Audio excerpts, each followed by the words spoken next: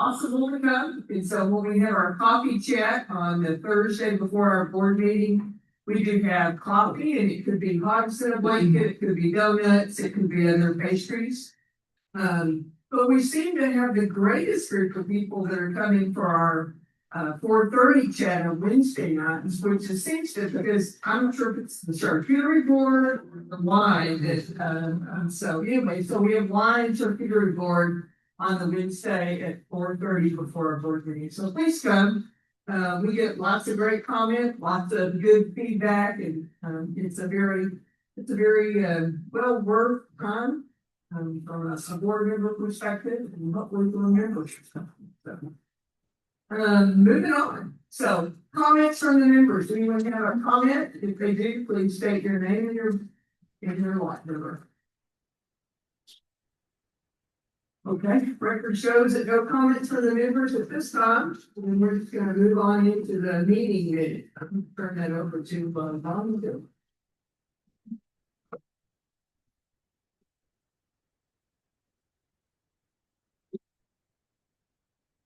All of the corrections have been made. Is there a motion to approve the minute? All right, so I have a motion from Chris. Second. The second from Ronnie. All right. Are there any other dishes? Sean, stop. Just one, this is I was here. So. Okay, so. Yeah. Okay. Yeah. All right. Any other additions or corrections? All right, all those that are approving the minutes from our last meeting on July the 28th, raise your hand, say yes. Those opposed, no. All right. The guesses and the hands up say yes, that we approve those minutes. 8-0 there. All right, Danny, I think it's on to you for financial. One is that Susan continues to be very diligent in looking at financials and asking good questions, and I happen to be talking to Crystal and was giving kudos for being so diligent as well and asking all the questions. She's very, very happy that Susan was looking to do this and finding good things to ask about. So it's nice to be able to continue to see. All right, so what Patrick's going to talk about tonight, the top level and revenue is a little bit above budget, it's still low from a year-to-date perspective. We had a number of unique expenses hit this month, so definitely over $8,000-ish. Over $111,000 under expenses, and a lot of that we'll talk about, as far as salaries and so you can see for the month we had net loss of $120,000 versus a budget of $47,000. So there's still positive things, but there's a lot of things that happen in the month of July that caused us to be a little bit difficult now on some ones.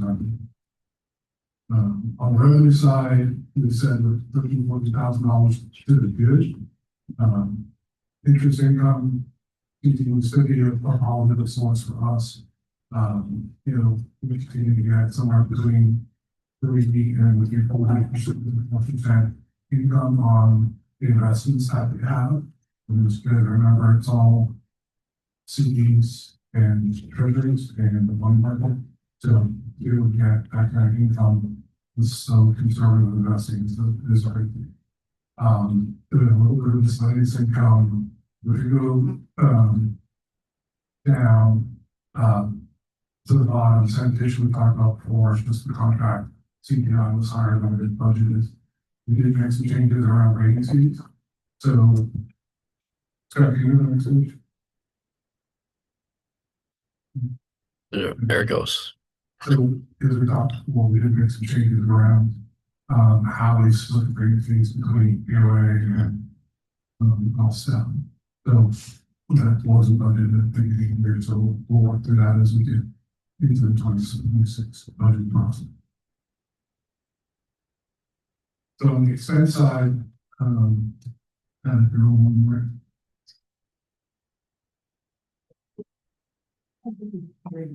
Scott, can you go? Yep, I'm trying. There, There it goes. there we go.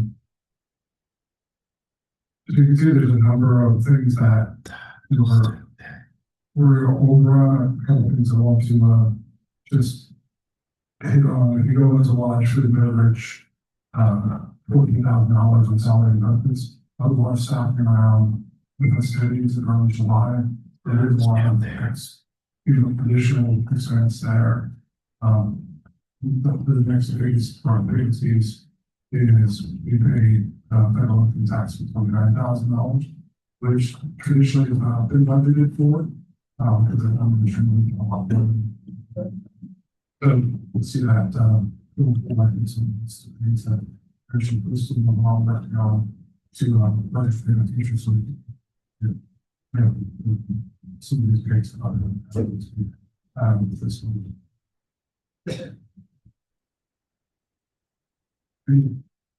So this period on also would be I shouldn't be hard to some of these numbers.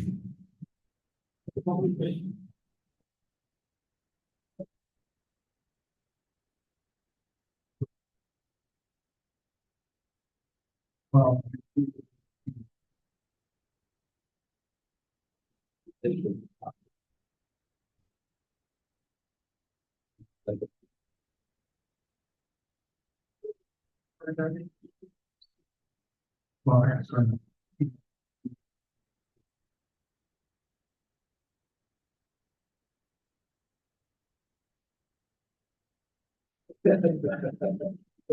Yeah. So the other thing on the very page is that this is the first office split. There's all force of their fund. Part of that. One thing that we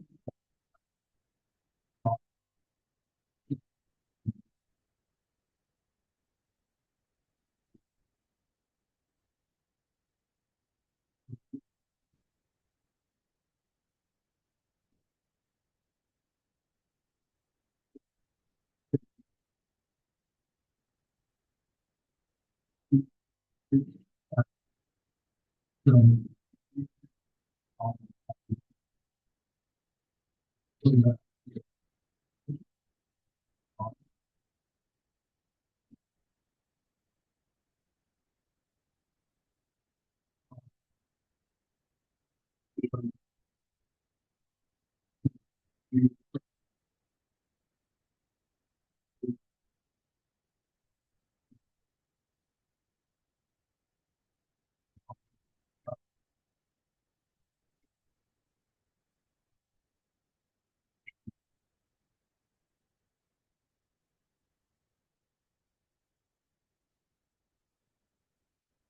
see, the right side, two inches to get down off.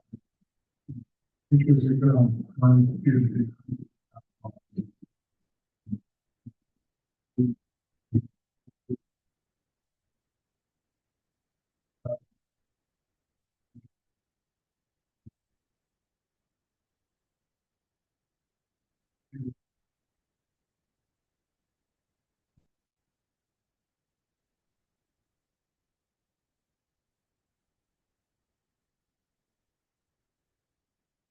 on the streets, to routine, which is the investments. One of the things you will see is the very first line, I'm pretty sure bank on CD. It's also mature in October. Zero. For that, some bills that we're getting paid. Big items that we do.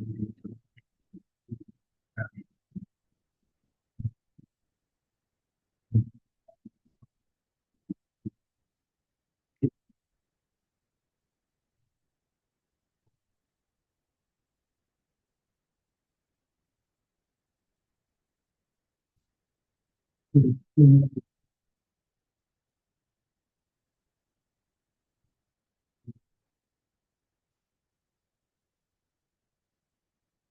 having a hard time hearing you.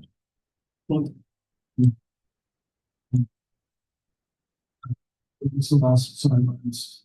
So one of the things I constantly have to talk about is how many people do can lots of you don't really know people. So people with backgrounds, this is really one figure out how many people you look your loss and your thoughts so the boards and stuff.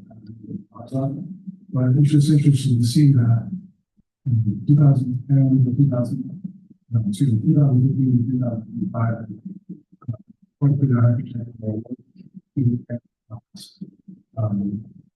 The census data, which function is,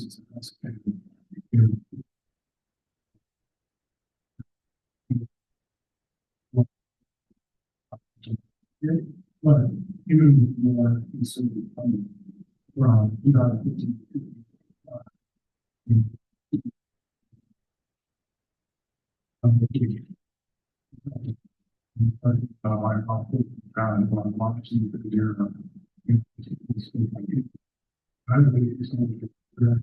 Understanding because this is from census data, so they're again our say I don't census.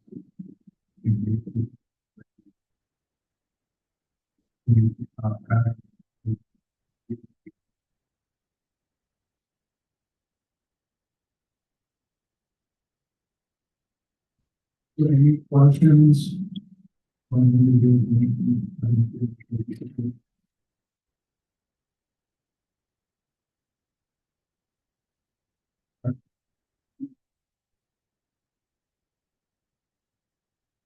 Dan, I appreciate that.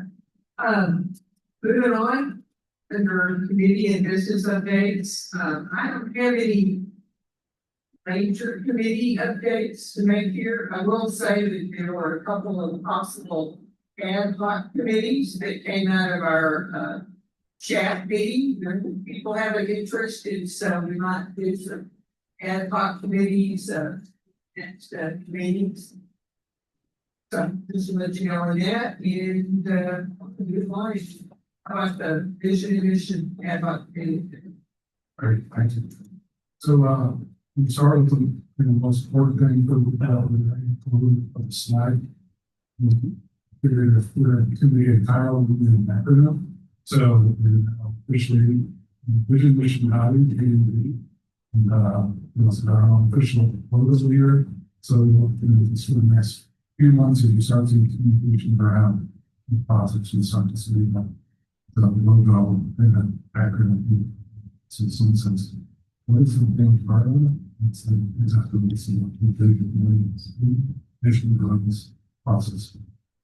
I put in the detail by package. This is really just a summary here. Remember, creating that opportunity to go the process. July, that opportunity started working, which we in June, started working in July. Impacts of the more power that group. We want to do the process, to execute the process, and we improve the process as well.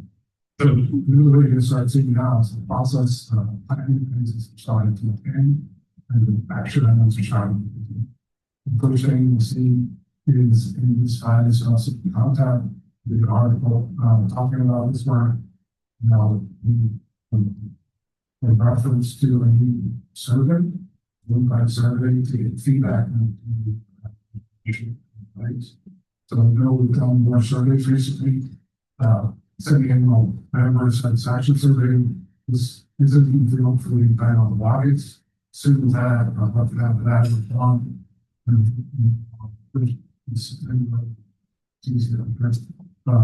Push out this starting feedback.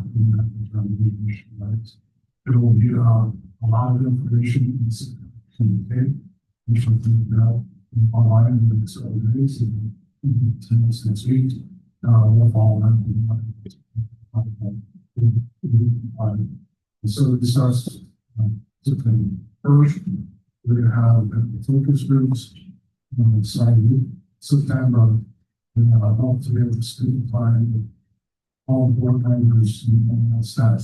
We can cover it. So once we get focus group information and survey information, we'll better some teams and information to share with residents to all of you and have a little study session to, for you to understand what the number feedback is and provide your feedback on how you can develop this to, how we're going to shape the vision values as we go forward and start putting some drafts together. And, our hope is that we can get this wrapped up to get approval at the December. So maybe, that's our hope, that's what the target is. We're able to get, board input. In October, we're hoping to do another set of member meetings to share some of that information as well. And get some more input from members and then finalize from it. So what are questions you all have around this, how committees work on vision abilities?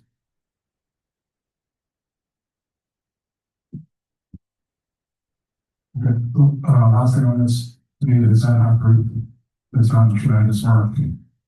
Everyone has really kind of jumped in, roll up their sleeves and get that, got out track. So doing things, trying to get more feedback. Like Shelby came up with an idea around QR code. We can have a PLA office here. So if someone wants to fill out the survey, haven't heard about it, they can pull up the QR code on the phone. You can after the survey, like the last semi-annual stat survey, it's not long at all. It's pretty open-ended. So you could spend a long time filling it out if you became prolific on your feedback. But if you're, if you go through it, it'd probably be about 10 minutes, opportunity. So kudos to the other folks on the thing. Great, thank you. Dan, gonna have, besides the QR code, are you gonna have time to be up here for answer questions or anything like that? Yeah, so that's, mention that. So that's part of the process is to continue how to communicate outside of constant contact and communicating. We talked about having the table here and weekends, be able to have a more, so as people walk by, you can see it in our group. Yeah, and it's always as 600% constant contact. I will talk about when you go on and they will start on soon. Thank you. All right, moving on. Our agenda, I think it is, Ronnie, what you got? Cardio run. Sure, so our, in our meeting, to give approval, recommendation to the board for this, which we did. I asked how many feet we did. We got one has a big room, maybe had like 3 or 4. A couple of the members jumped down my throat, drummed me a little bit. There, I did over 40. And my next question was, how noisy was it? And did it disrupt anyone else? Harrison said he liked it, that he did that discussion. So the board, the meeting, or party recommending approval of parties. You got a motion I heard from you? Yeah. All right, and is there a second? Diesel, all right. You have for you a motion, and a second to approve the cardio drumming class, as an organization. All those in favor, raise your hand. Those opposed, all right, you now approve that for an official organization.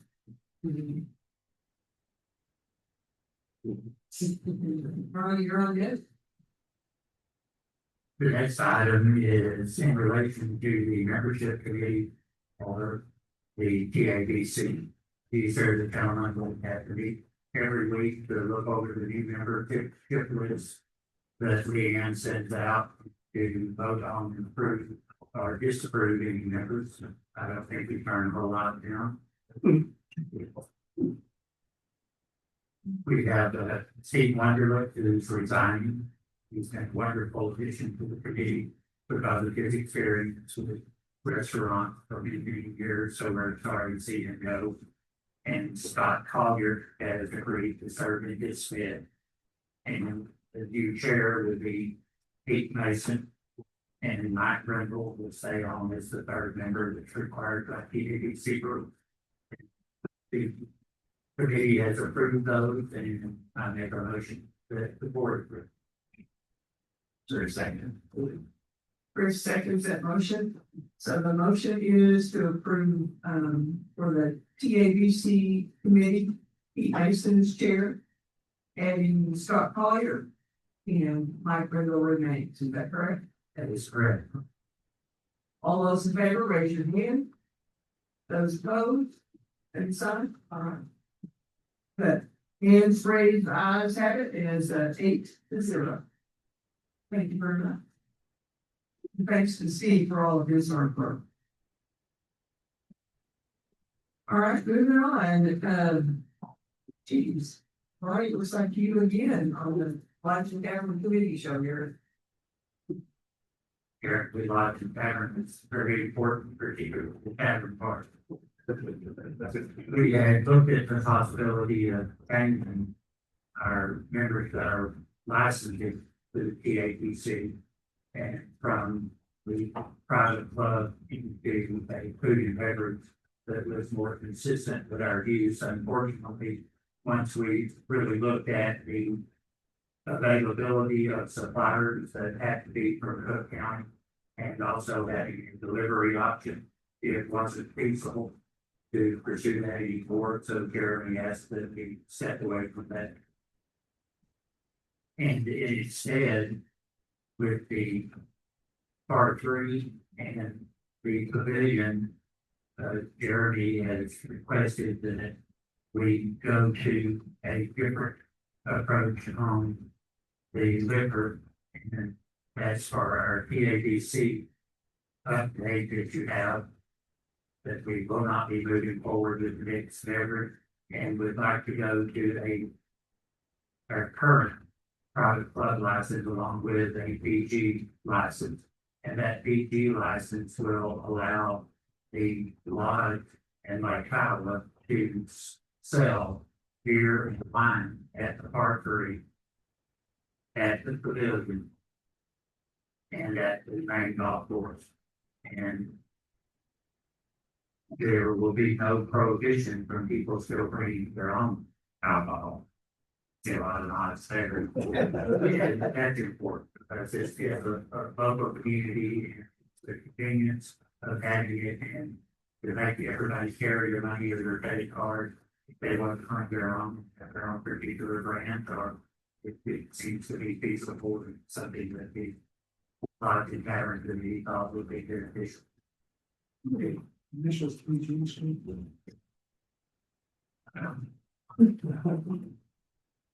Everybody says probably be.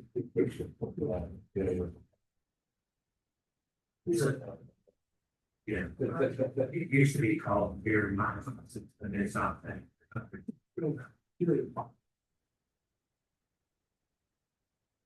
So I make a motion that we accept the recommendation to apply for the D&G license. The estimated cost is $5,000 to $7,000, and that's for a 2-year license. And also, there will be an additional cost of $1,800 for a facility company that walks through the process with your, gets all of their documents prepared, and then actually carries it through the DAC, which facilitates it quickly. So, that's all good. So, Larry seconds. All right, Larry, discussion. I have a question. Just curiosity, the beer and wine only on the snack cart you know, do like Mary's or vodka or whatever. And not there's spirits, no spirits.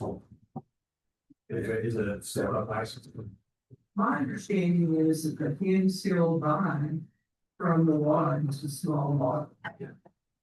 And so it's possible on that part to be able to have like, beer service. Remember the ones that they served at the park we had, the very, a couple of months ago. You say it's mixed, one has the, I know the other one has the bourbon. Right, or my, or the, and the line. But he had not. Snack bar, we come.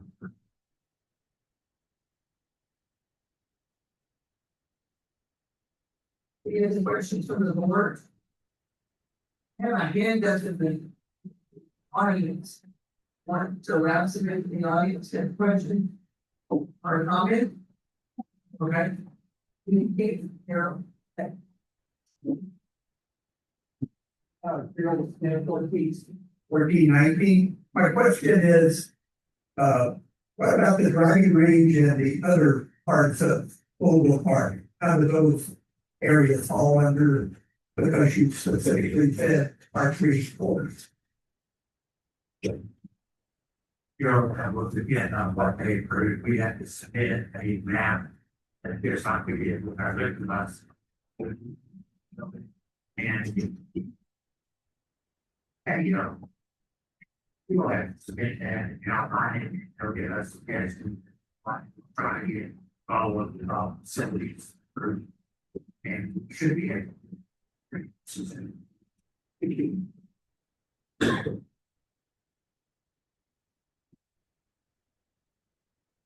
Question on the $1,600 fee associated with that for part 3, is that out of the raise funds or is that out of the Kiowa POA funds? This is a POA, possibly, POA, Thank you. Victoria Power, 1241. I'm there. If we not really do this on foundation or license. Yes. We did that on the experiment. So we already have some funds set aside here for that. That's what we gotta hold on, I mean, I think you see that those on the. All right. Any other discussion? Work it. All right. All those in favor, I know it's in vote voting, but we're gonna vote on closing, let's see. The proposal was to move forward with a B and G license.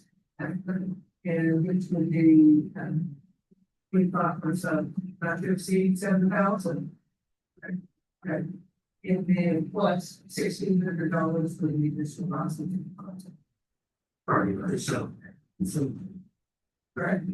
that's right. All right. All those in favor, please say aye and raise your hand. Those opposed, no.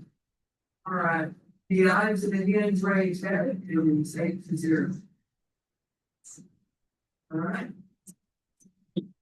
Okay. How about pickleball, your thoughts?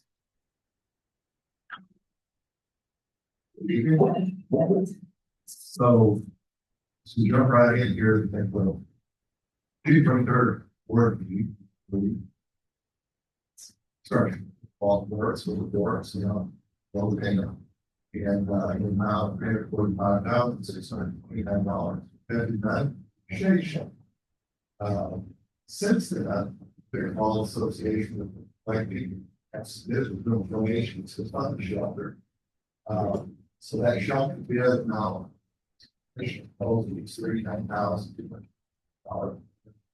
Yeah. So it's going to be some comment. Yeah. So just a quick overview. So just again, a reminder of where this is relative to the parking lot, out below the gate there. It's something that they're anxious, sorry, to work on right now. Next slide. This is our design diagram. This is where we basically, we looked to get involved in the things. Came up with a, rectangular middle small by boards.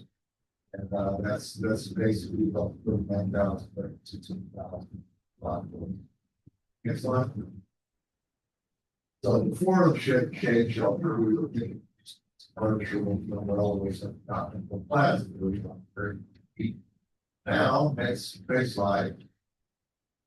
You know, kind of get a sense of where shelter is and not the function. Yeah, uses shade.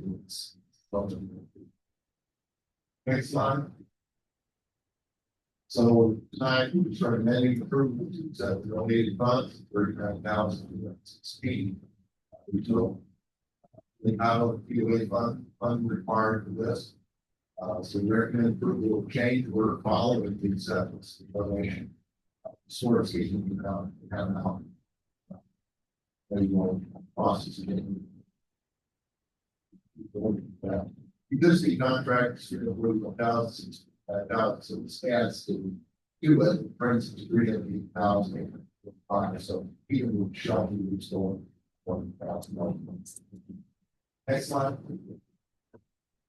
I talked to 14 today. Again, that provided us the schedule, what's usual is, and the changes goes on. Pre-construction right now, we're hoping by the end of this month, we can see some of the plan approvals. However, we've had a little turnover here, so we're working. We've left catch up on some of that. So it looks like in this September, we'll see all the plans, the actual architectural, very plans to go out with our people in September. Probably take about a couple weeks to get it on the site. With about 14 weeks of construction. So they give us maybe something.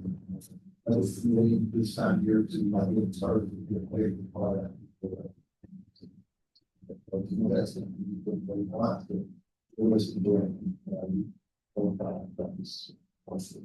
also want to note that you have a third line testing and observation contract to obviously set outside third line knowledge to be that's all concrete and third whole station slab floor actually some soils good insurance it's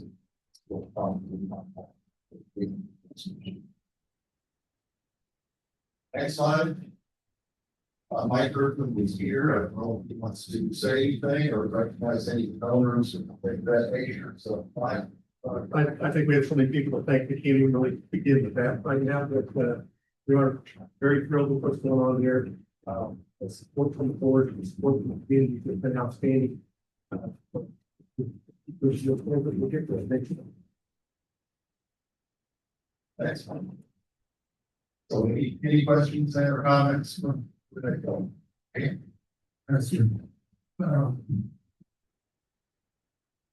So two things. One, when we voted on the additional $75,000 for the budget for this, is it one day or so for my company?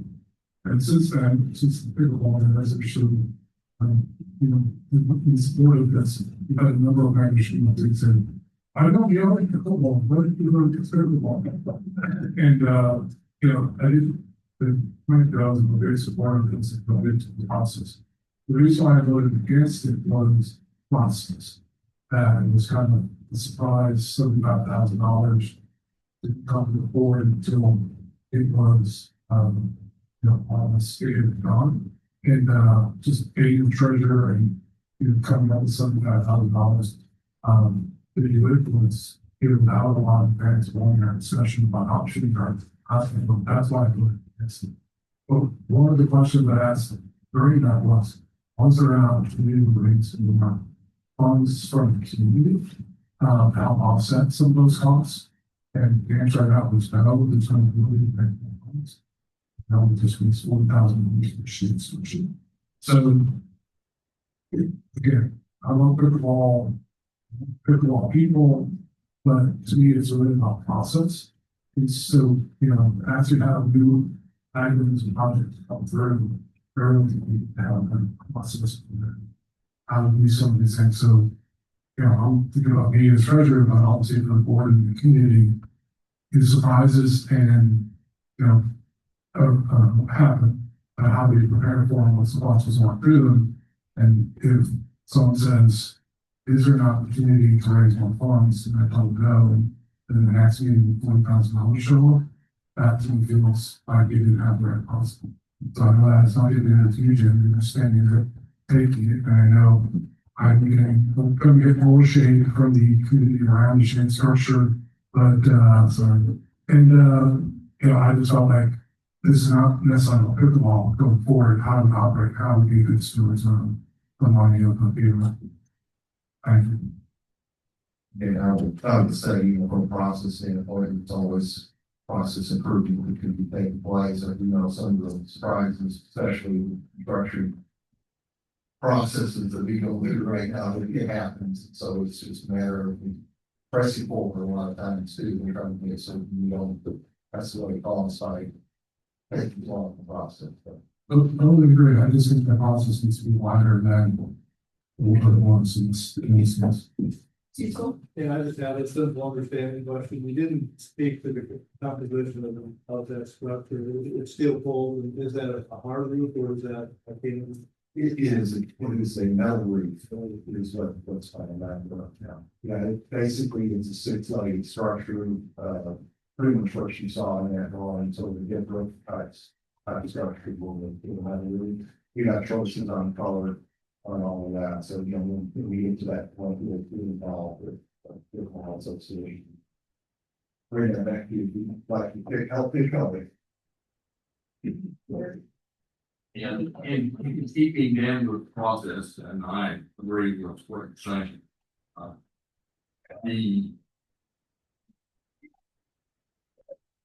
The facility here now did go through the Parks and Rec for this approval, so to speak, and then through the donation to the ball. And I agree, it was kind of like we'll wrap it out the hat type thing, but my understanding is that a major part of that was contribution from the local credit union. So it wasn't something that I think the best. Hey, Chris? This answered Dan's process objection, especially without not being able to raise any more money.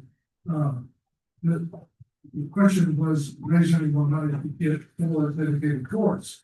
And our sense was our members were exhausted. They just were exhausted.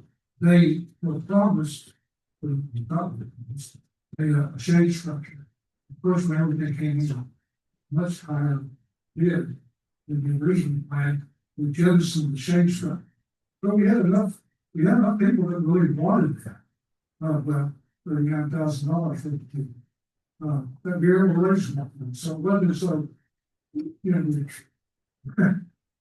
we worked and yeah, I don't, it's hard to keep on going back and forth to be exhausted. In the information like prior to $1,000 more and later, seems strange.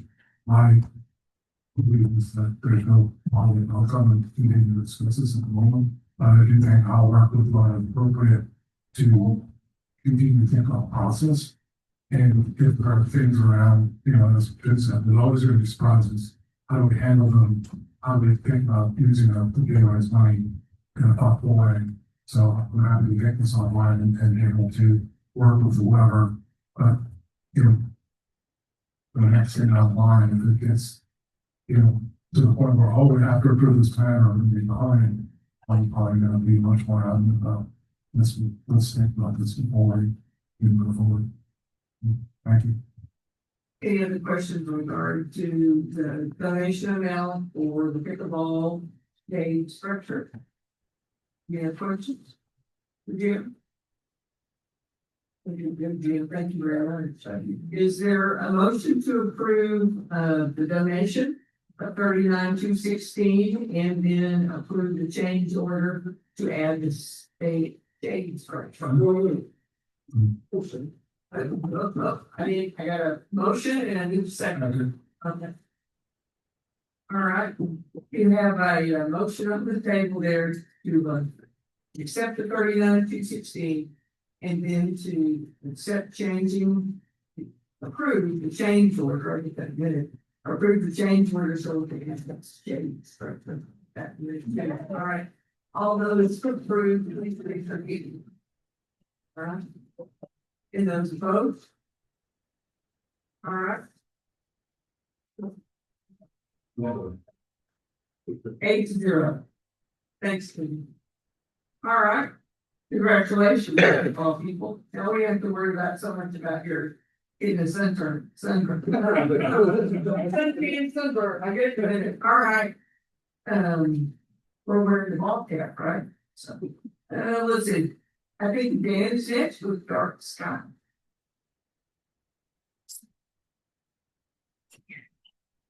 Stand on this one. So this one did come out of,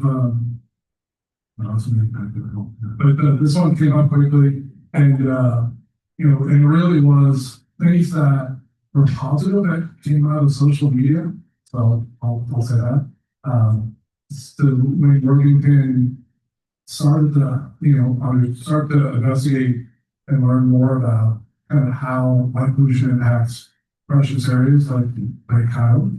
And he posted something online around this organization called Dark Sky International, Dark Sky in Texas. And it got a lot of momentum online. And people were like, we should look into this. We should want to learn more about this. So we started, me and Wayne, just put a couple things online and started doing a path with a few other people to learn more about this. It's kind of a good roll to the next slide. The Dark Sky is a nonprofit that really is out there for education. How do you help people think about best practices, which include like which kind of light fixtures you use, best principles around light fixtures, where you put light fixtures that could impact the sky above them.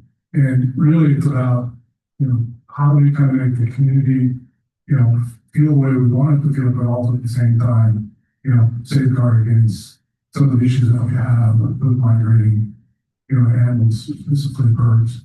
And we all love hummingbirds come here, but as light pollution happens, will not impact some of the birds into other things that come to the light.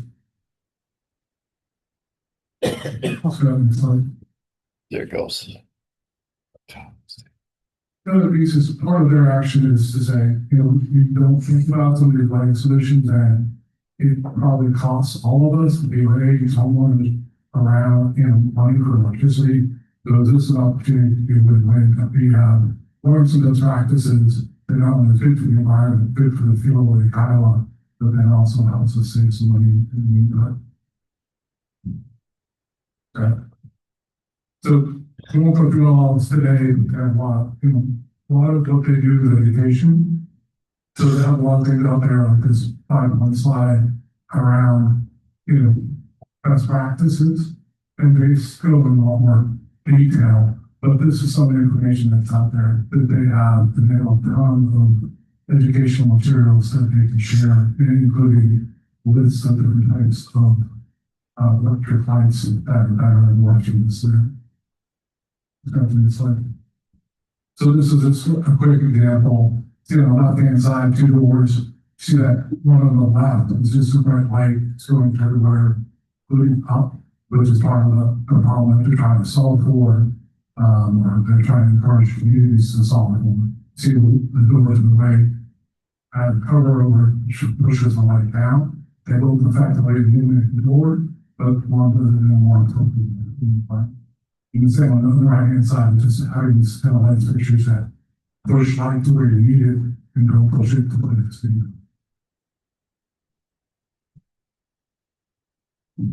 So you really have a lot of opportunities here. People love the feel of Lake Kiowa. We're talking, a couple of people, the new families move here, they go, oh my God, we need streetlights. And then like 6 months later, they go, oh my God, put a streetlight in the town. So that's out here and having that kind of thing. So how do we kind of keep that landscape community environment right out, wildlife? Also does have some impacts on the way that supply. So what we've done is reached out to our staff. There are a number of members that actually are also there, and they're willing to come up here to do some presentations to kind of help us learn more about what they're all about and their best practices. And we can move from there. This is not necessarily all the rules. It's really about education and how to kind of help the community be right, leadership position in best practices and partner. So this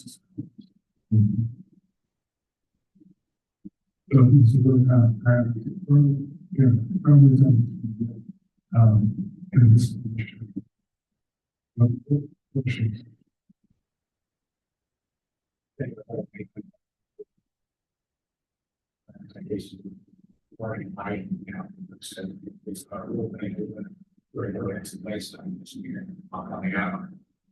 General college, I would actually hear, but I don't think. Yeah, I understand. I agree. They do work a lot of cities and departments and colleges and that's what these funds from. But really, this is just permission for us to. But it's not designed to say it's not eyeball and so.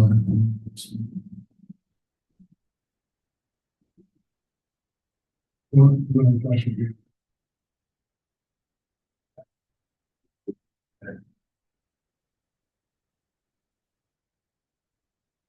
Yeah, they have a dedicated safety bureau, and then the sentence come through folks that are part of that safety bureau, are actually part of the Congress of Texas, to set it up with those information. There's a lot of education here. There's checklists we go through. There's communication we can publish.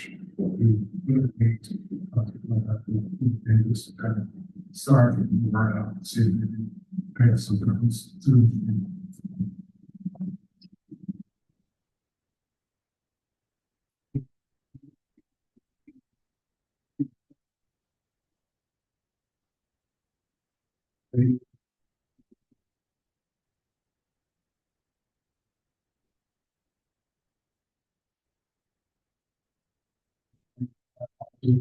All our session with British and Scott and other people. This kind of do a little bit more.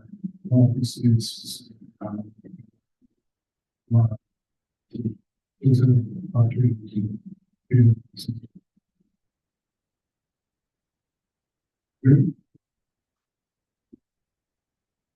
And following up on that. Next thing I have on my agenda is the golf bid wants to do and discuss schedule bids for other part of it. Our previous meeting, the topic but that happens when it does open.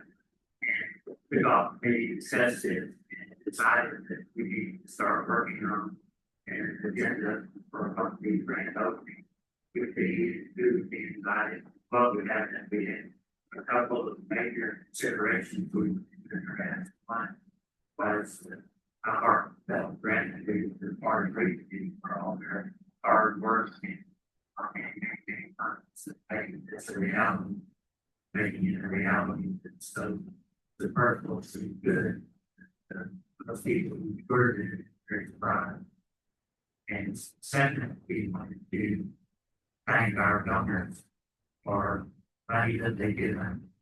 The effort, all of the individual people that come in, that enjoy the grand opening, see what it is that they haven't made it on insurance stewards. So we made that a suggestion, and agenda item. Our free committee volunteers got done. submitted a proposal for the grand opening ceremony. If the projected grand opening would be October the 9th, Thursday, and that was the part three meeting day, where the members and their family, more than 50 people, would be allowed for a period from 10 a.m. to probably 3 or so to be out there. Even facilities would have the board members there to bank up further efforts. And to maybe have the drinks and guarantee of get some food prepared or possibly food truck and work on that. That's the first item on the schedule that would be our three meeting and I'll be just for the golf course, not part of driving range. Second item would be October 10th, the Friday, and that's where the major donor and corporate sponsor names and give particular things, birthday things for all they've done. Give them an opportunity to come back at the same thing, 50 people would supply some food and drinks for them. October 11th is a Saturday, and that's will be the official opening ceremony. And we'll have several members of our drinking speak to those who attend. 11 o'clock will be the introductions, special guests, getting speeches, announcement, photos, and good time and all. And then there'll be food and beverage open, either the food trucks in or whatever area come up with. 1 o'clock to 5 o'clock, open play on part three. Had to be through our regular Chelsea, key times. There'll be some live music under the pavilion, some outdoor games like Fort Hope and they contests on the main grade. So that's generally going to be part three committee has promote guidance that they receive from the golf meeting and from previous conversations. I make a motion. It's gonna answer a discussion, right? Is there any discussion about, the dates that would be involved? And obviously, one of the things that came out of our board discussion over a year ago is that some of the first people that would be on that course would be the people that put together. And so that part of the committee, so we have that privilege to play the first round of the year. And I think that's what this schedule holds to correct. And not a chance of the circumstance. Any questions from the board?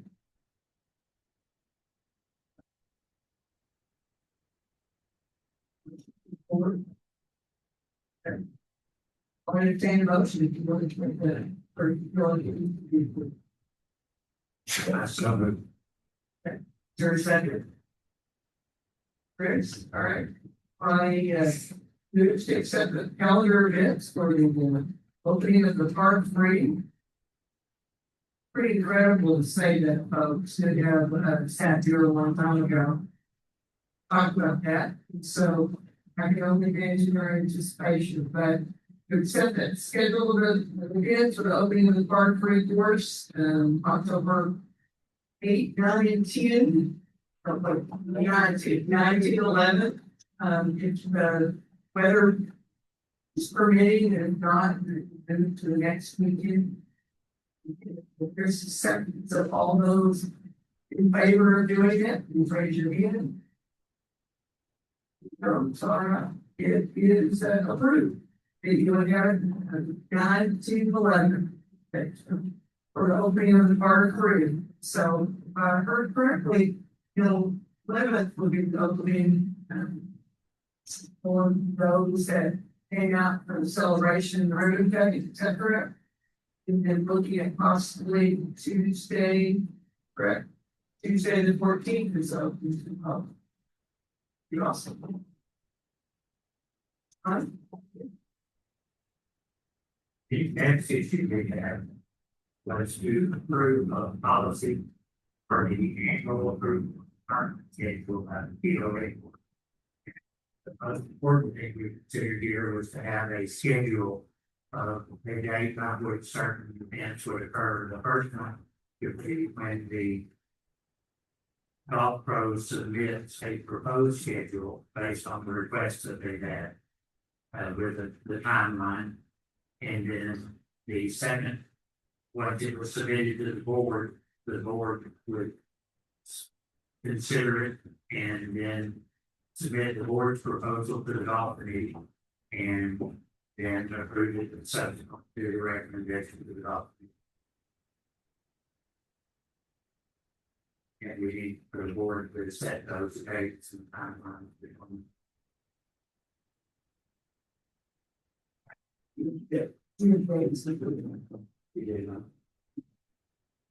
So we need, we need to set an exact right.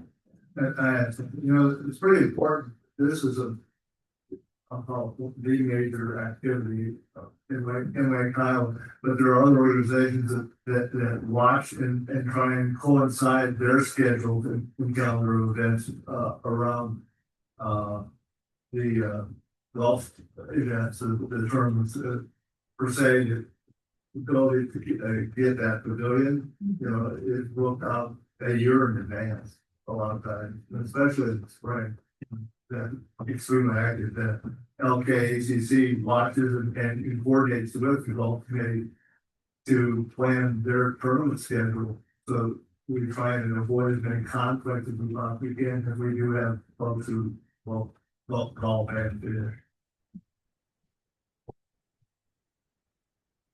Any other discussion or recommendation on dates? Just a question, actually. I don't know how long I can use it. You remember, excuse this one, that's the question, but I'm going to use it here. So running with this process, is this the same process as we had before? I don't remember they coming to the board and then going back and then coming back to the board. His father suggested, not written in sound, But we needed dates for the meeting that, you know. But this is a new process and you want to put things on there. I think, yes. Okay, I know, I get it. All right, thank you.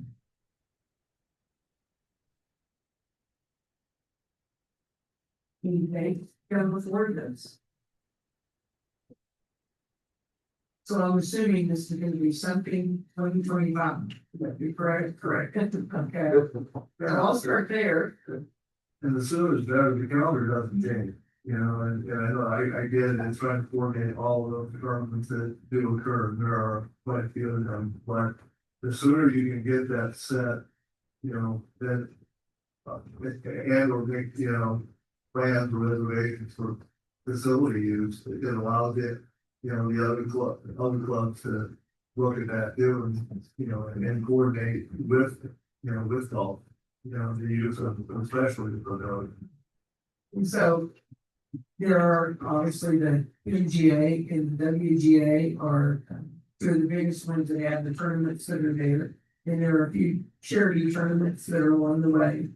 I don't know when they meet, or how, if they've already set a schedule to our golf pro. She submits the schedule according to, you know, your. Lauren said that she was ready to start working on the schedule now. Okay, all right. So then, is it viable, when's your golf committee meets the second Tuesday, is that correct? Yeah. Would it be that second Tuesday of October for the golf committee to look at it? It comes to the board at the end of October? Is that too late, too long? Yeah, I'm using LKCC as an example. We get to a perimeter line for around the 1st of December. We've already got our calendar set pretty much by the end of November for the club. Yeah, I mean that. So I don't know about other clubs, but you know, that seems reasonable. Then you can, you know, hash out and challenges like that. Anybody else? Just for finding sake to do. You come to the board.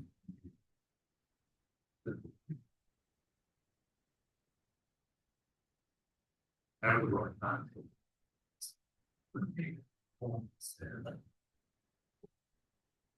But if we have more, so then something, maybe she's already asked me to do some month, so it's fine.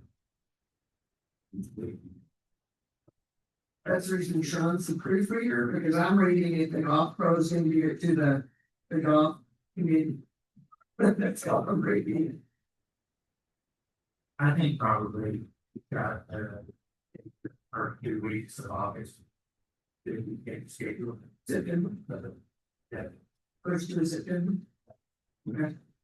So what's the point of being just a formalize and we want to get it done? You know, we want to make sure we know that everything is going to happen, spend a little getting this and the past, and we wanted to schedule that all the other activities that we look at and decide that they want to schedule everything.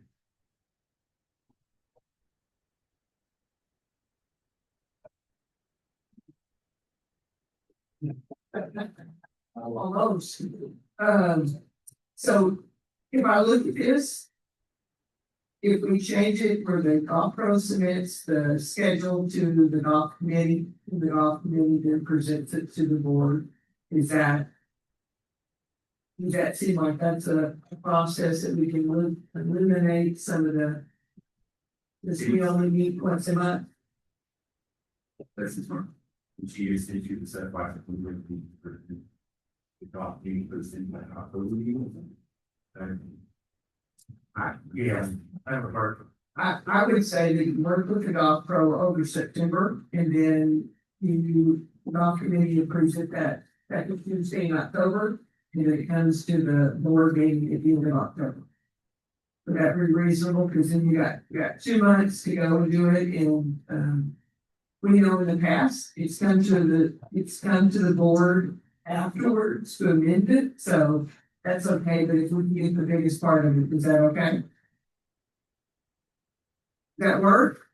I see lots of nods, so, okay, all right, so, somebody needs to tell me, let's see, what is the second Tuesday? Is that, if I back it up from your date? Is that the 7th, October 7th? Is it Tuesday? That's the second Tuesday.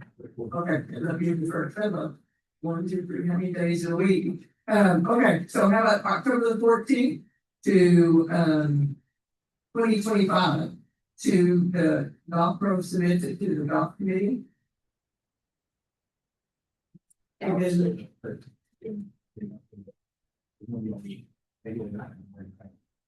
Right.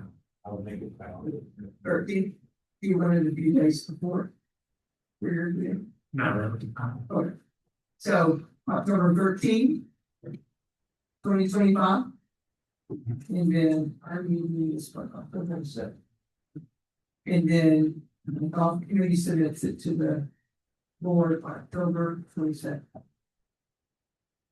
2025. That work?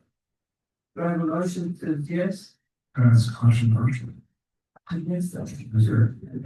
So, when we talked about, or when this was talked about last year, there was some information around how many dates or tee times are taken up by all the various events, and some information that might be overstated, some information maybe understated. Be helpful to know when it comes to the board that there are of all potential tee times, 5% or 8%, whatever the number is taken up. Because I know last year there was some things going around that, oh, you can't come to golf course because 50% of the tee times are taken up by these different events, and maybe on the other sure. Maybe that'll help with communications and members as well. Thank you. Also had questions that include our part 3 course also. We can discuss that. We have 2 sort of golf courses. And so we got including part 3, so part 3 you can to us later with that information. So how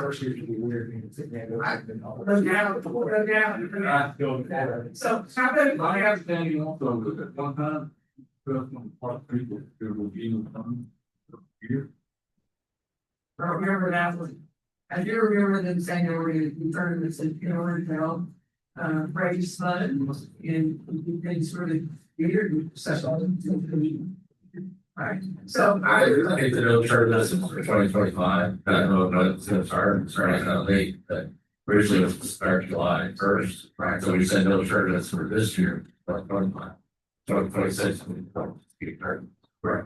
So, I know there's some people that are here on the association right now. So, yeah, exactly. I'm just gonna go to the right to. So could we have, the end of November board meeting, something from Park Creek talks about tournaments? So I'm thinking that that's gonna be able to do by you. Okay. So. Nobody is giving me a copy. Since I said, I'm trying to figure out what to say, I'll put a motion out there and I need a second to, my motion is that, October 13th. The golf pro will submit to the golf committee a schedule of tournaments for 2026. And then the golf committee will submit the schedule to the board on October 22nd. That's my motion. Another second. Thank you, Vince. All right. Any other discussion? You can get a motion from the park leader and then it's, You know, I'm just gonna do that correct. All right. Your motion and a second, all those in favor, please raise your hand. And all right, you should answer anything where you're on.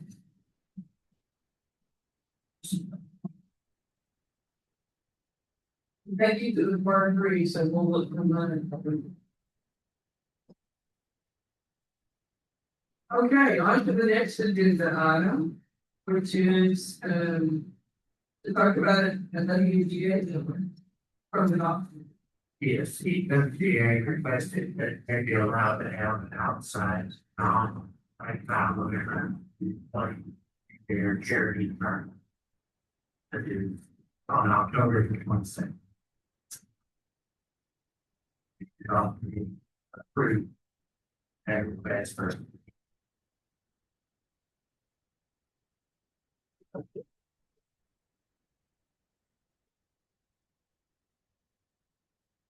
Two approaches that we talked about, one was to have it be an outside person. But to increase their ability to raise funds, or to require that each outside person had to be tied to the camera. So before an outside people. Someone would be responsible. Rules. Streets, speed. That was shoot. Yes, I. And. Absolutely, 3%. Another, that's a bit of a guess, but you kind of, I think we've had to listen to the very recommendation that these funds are better, very, and very good. Number, they're not very. So the UGA is That's why we could do.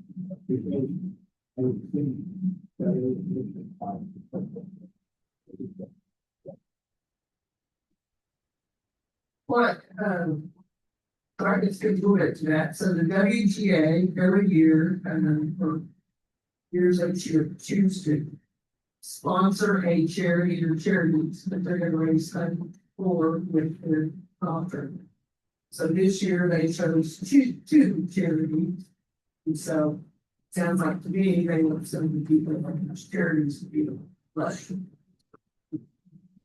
In the past, most of the people that I know that have played some of those charities like that have been because of the but this year, I don't know. So obviously, there are probably more people with Abigail's arms and or any girls or charity, that part. And, all the gas. And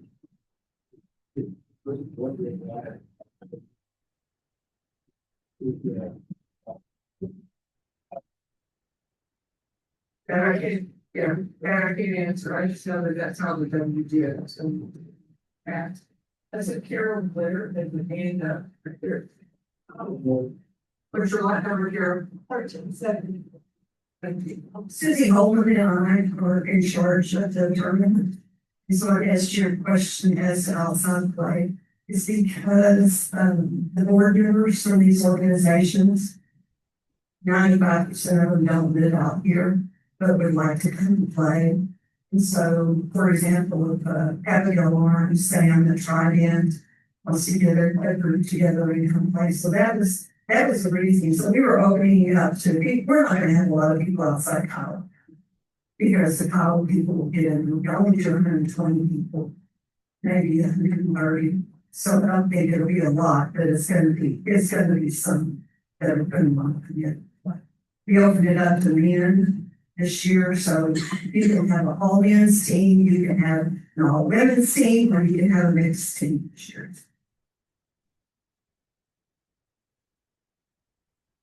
Thanks, Carol. So, Carol, what's the downside, what's the downside of having to have a member of invite those folks to the community? So are you saying that, let's say Trident, so they're gonna need a member to play in the group? No, they're doing fight in the same battle. What's the downside to it? Yeah, why wouldn't? Yeah, that's what we said, we need to let the outside people come in, 9 times out of 10, it's gonna be one. Yeah, so I guess I'm confused then.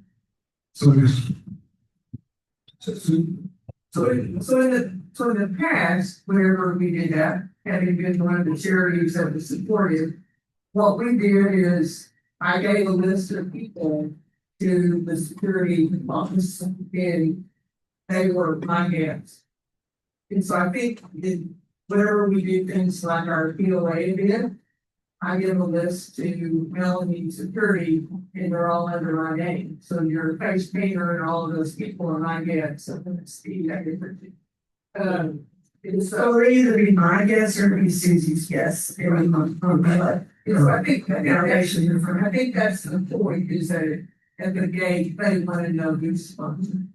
So I think that's where the question really goes. That good? That's great, absolutely. Thank you. So it sounds like to me that the best thing to do would be to someone from the charity, give you a list of names and who they're gonna be, you're gonna know the right tree and you just put it in. That work for you, Carol?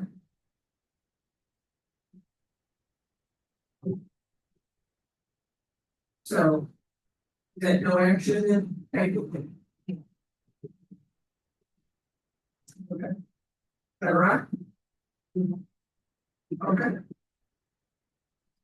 All right, moving forward. Oh, I would say, President would say that I think the Park Three Committee has done an excellent job about their schedule of events and things that we voted on. That other organizations, pickleball, might want to take advantage of doing some of those things for their people is that they, open the courts for those people that have been voters and people. But that's just a suggestion. But I think that's a great way to honor the people that have supported.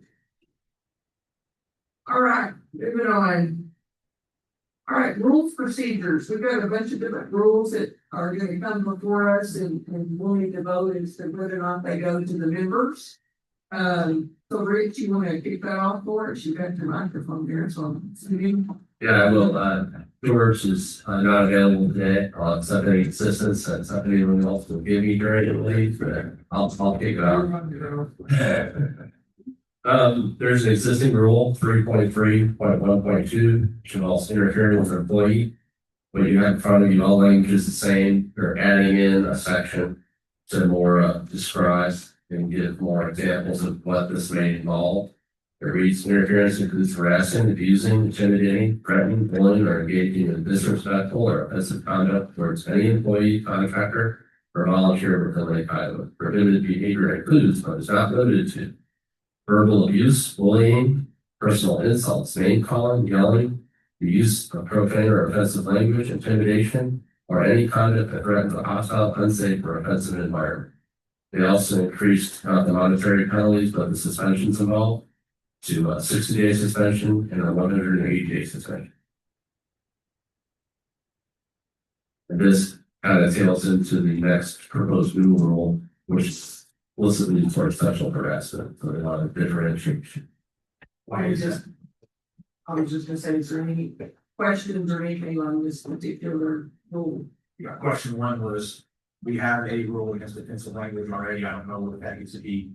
I just want us to know that to be a thing for both. So I'd probably remove the offensive language piece if we decide to move forward with this. And then why introduce another rule specific to sexual harassment violations permanent. Some people don't feel that way. I mean, that's one of the things is that it's more severe conduct as opposed to just, interfering with employees is one thing, sexual harassment is something completely different.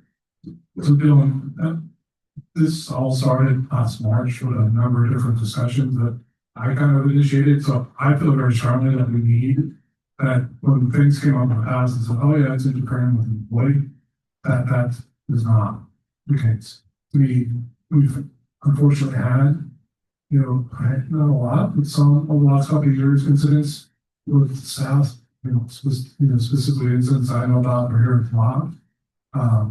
That for two reasons. One, it's just wrong. Two, we need, three reasons. Two, we need to protect our employees. And three, if we don't have a rule, and this, I know the three lawyers to my left is probably not going to be truly correct, but could someone say Kyle does not have any rule against sexual harassment specifically, therefore, that conduct is condoned by Lake Kiowa?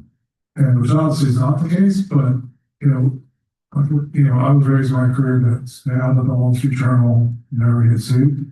And if you do get sued, you have some ability to point specifically to how you're protecting yourself.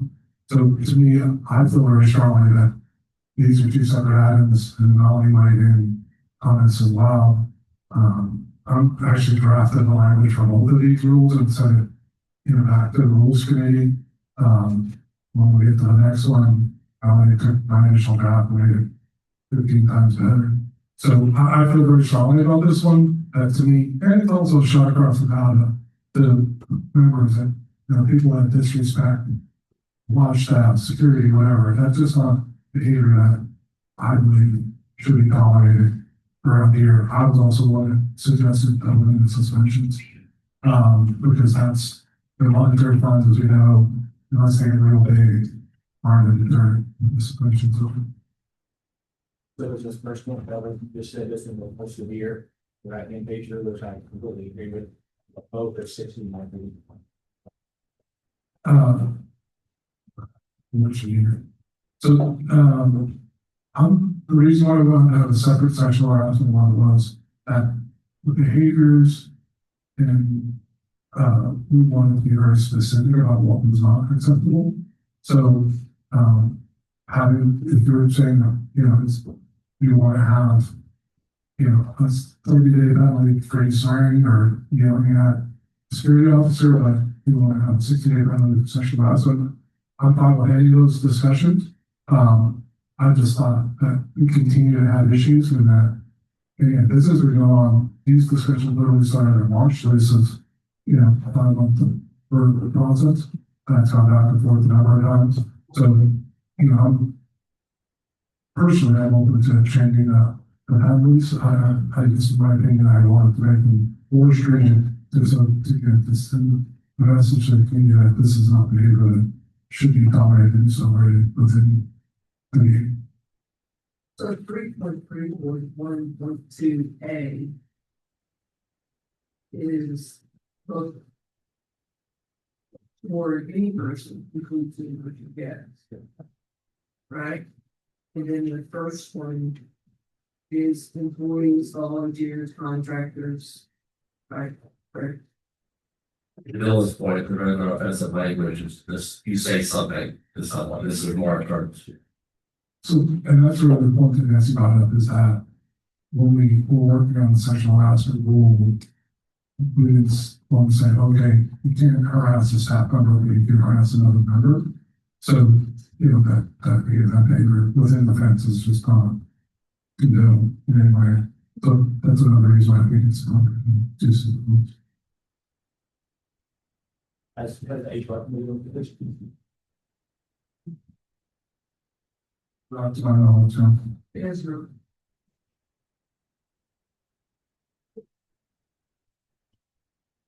They can do that. Well, It's kind of separate from the employee handbook, if you want to put it that way. It's already in the employee handbook for the employees. This is kind of the general rule to everybody.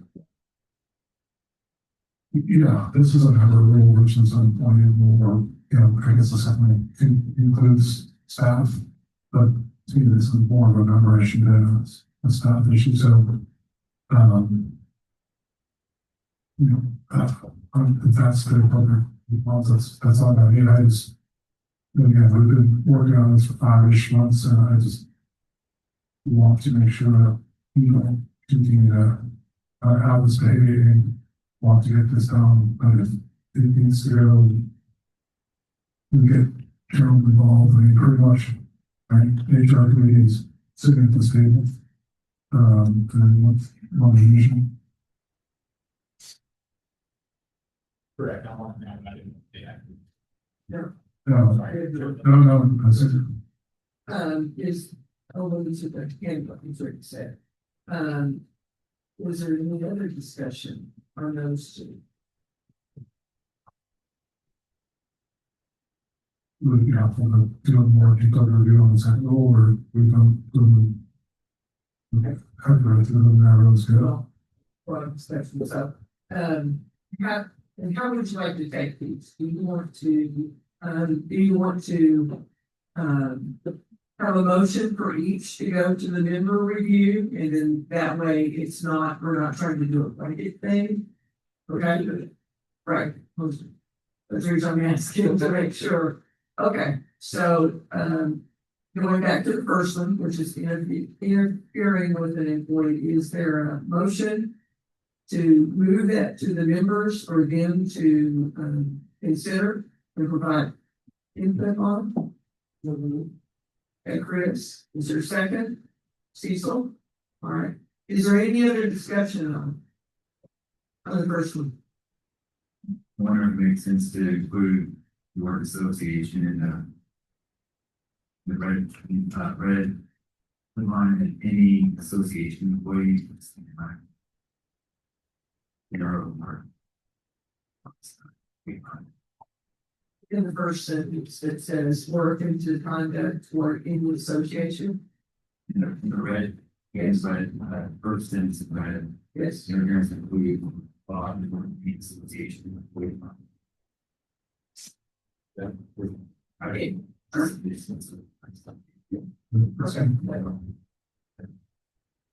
Any other discussion? All right. All those in favor of moving interfering with an employee 3.3.1.2 to member comments for at least 30 days. 30 days. You approved in 3.3.1.2. Don't know, I will one comment. All right, going on to the second one. It is 3.3.1.2A.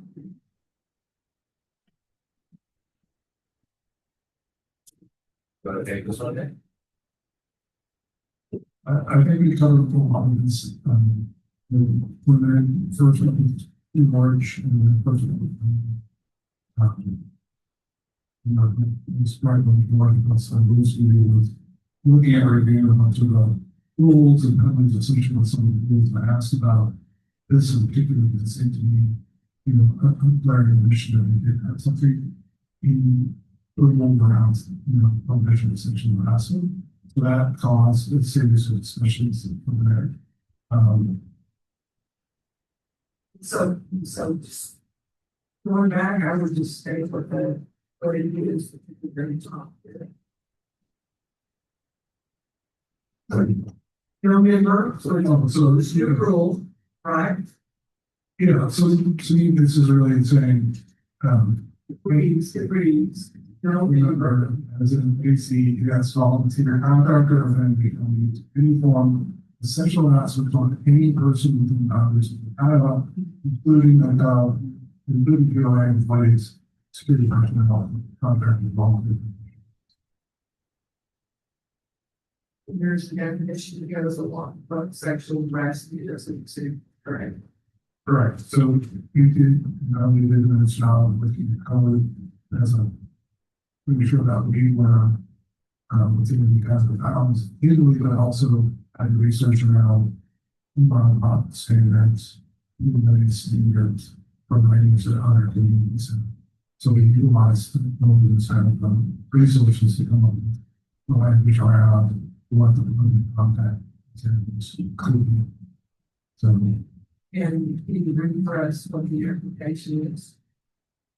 Northwest also that occurring person by phone, with a code, electronic communications and text messages, and social media, whether on or off the people copy, when such behavior impacts the community.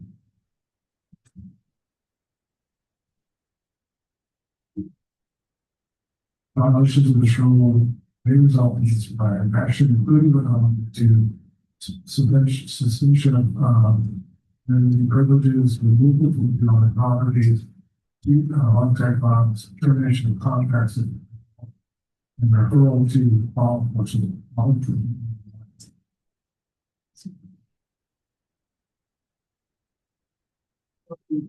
That to up to $500 fine, and 60 days suspension. Your greatest violation, $1,000 fine. Is there any discussion from the board?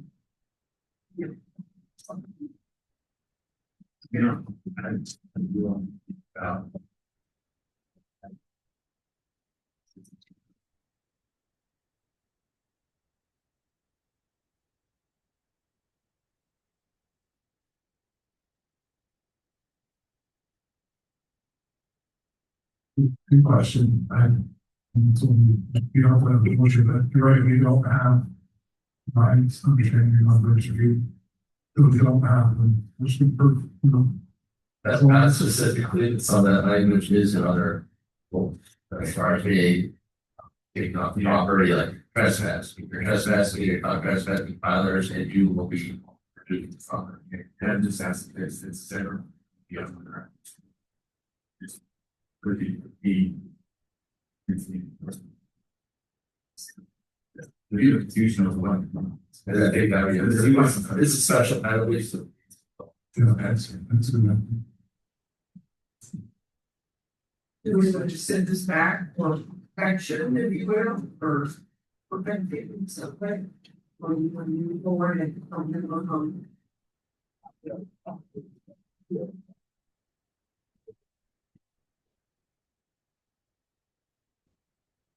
All these are just applicable, same thing, federal policy, but it's contract or somebody else, to be appropriate. This. They are in previous rule or the. People getting tweets, so engaged in your POA, I don't know. Always used in the. All the words of this. You can try to be consistent, it's all. For this, since they're going out back to back, we changed it to association. Yeah, it's it's a good. Since that been, I think there's two, the first one was added to the single, so I use that language that I can speak it all top, and that's probably one that might be away in their associations, and I think that makes sense to make it more consistent also. And this, my last question, from esoteric, that It only, whenever we're talking about the conduct or points within the town, so kind of that sexual harassment for the person. It's what we're dealing with the prohibition of sexual harassment, against anything sexual harassment for any person in the town of the town.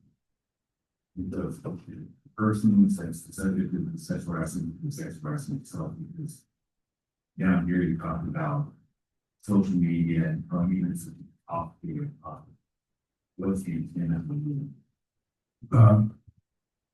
So we specifically broke out the social media and electronic means is versus, other types of conduct. Since it'd be very easy for someone who was in Kiowa, in contact or whatever, started to communicate, appropriately or not, with someone inside their Kiowa.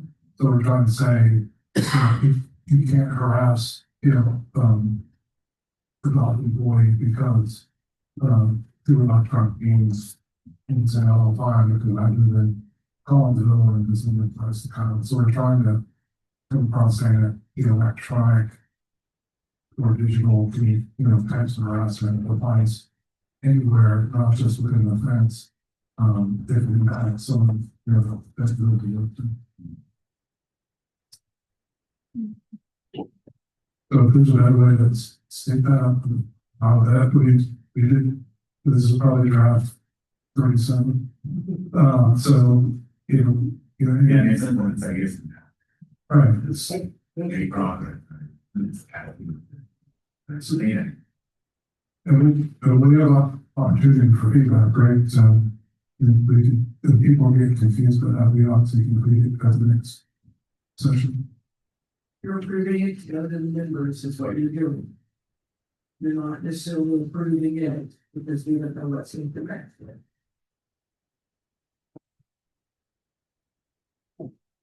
All right, is there a motion to move it forward to the members? Chris and Larry, all right, Chris and Larry say move it forward, all right? So you're voting to move forward, 3.3.1.2A, a new rule. All those in favor, raise your hand. All right, those opposed? All right, you've voted to move forward that particular 3.3.1.2A. It is 7:35. Would y'all like to take a break? How about a 10-minute break? So see it's back at 7:45. Is that okay? Put on. So we're going to talk about watercraft registration. This is actually 3.3.6.4. Correct. And then we added a specific penalty, 3.2.7. And B, parentheses 5.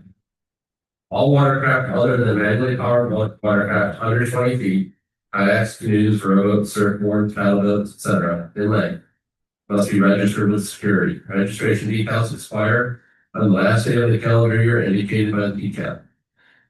And the revision in red and are required to be renewed and displayed on the watercraft on March 1st of the following year. Watercraft without registration are not allowed to be parked or stored outside of the community property, regardless of covering used by tarp or other means. Lot numbers in contrast in 3-inch or larger numbers are required to be displayed on all watercraft, regardless of size or type. Above the waterline, aft starboard sides in all boats, and the forward port and forward starboard sides in all personal watercrafts. Property owners born on or after September 1st, 1993 will also have to show proof that they have completed the motor safety course prescribed and approved by the Texas Parks and Wildlife Department before Lake Kiowa registration decals will be issued. And then a specific penalty at $200 first offense, $400 second, $800 third, with $1,600 any additional offense, and then second, third, and fourth, you have 45, 90, and 100-day suspensions of privileges with the special penalty. In red are all the changes in the main sentence that's in red, where it says not allowed to park. The word B is missing, so B will be added in there. And then not specified in here, we haven't been issuing decals until after the first, or starting to distribute them first because of the timing and how many, there's over 1,000 registered watercraft. We'll probably, I don't know when, probably maybe November, actually start getting the stickers and putting them on early. Just, maybe they'll be the 26, 27, whatever they are ahead, but we'll probably start issuing stickers beforehand. And then George and the rules committee, they want to put the specific penalty just because, as these are going to be, are this rules applied, basically you'd be caught out on the water, because if you're not on the water, that's not fine. So if you're caught on the water, from how they're looking at it, it's, a higher penalty as opposed to they've been just, in the yards, everything else, putting the, given the warnings and the citations previously, they up the penalty to a specific penalty. One correction there, you said if you're not on the water, they're not fined. I don't remember. Well, a lot of the things was to give a warning first. I mean, just the process that they go through, it's less severe now or not as stringent of the application of the penalty. Or So I thought this specifically discussed on Lake Kiowa water to be incorporated into. we can add that on there too, but that's kind of the intention, I agree. Yeah, that was the intention the last time, on or in, depending on who's works, I mean, this Lake Kiowa water. And it wouldn't be required in problem necessarily. Was what we discussed last week. Yeah, that's true. You want to actually add that to it as well?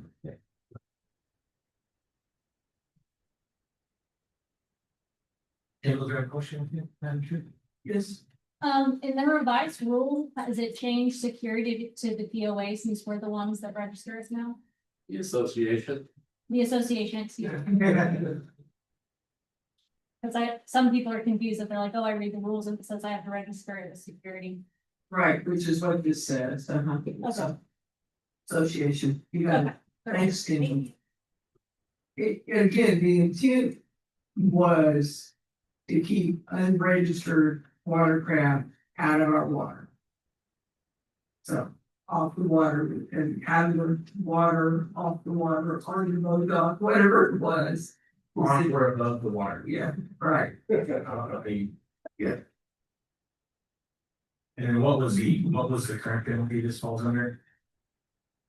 You remember it off the top of your head, sorry. It was the medium penalty, the 2 stars, which is still on there, which will need to come off. So I think that's now 200, I think, no, it's $100. It's $100 back. Yeah.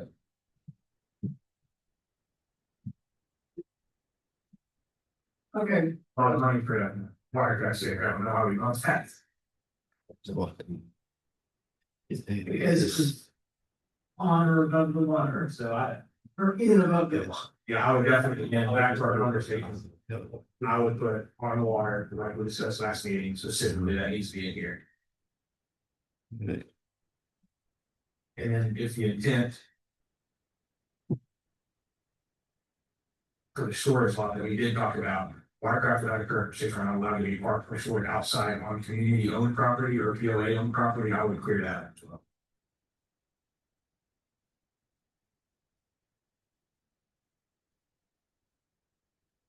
Asking in the or pack that put a couple of the revised forms in there, but I think we would handle it over there as that rule applies at the. So then, in that scenario.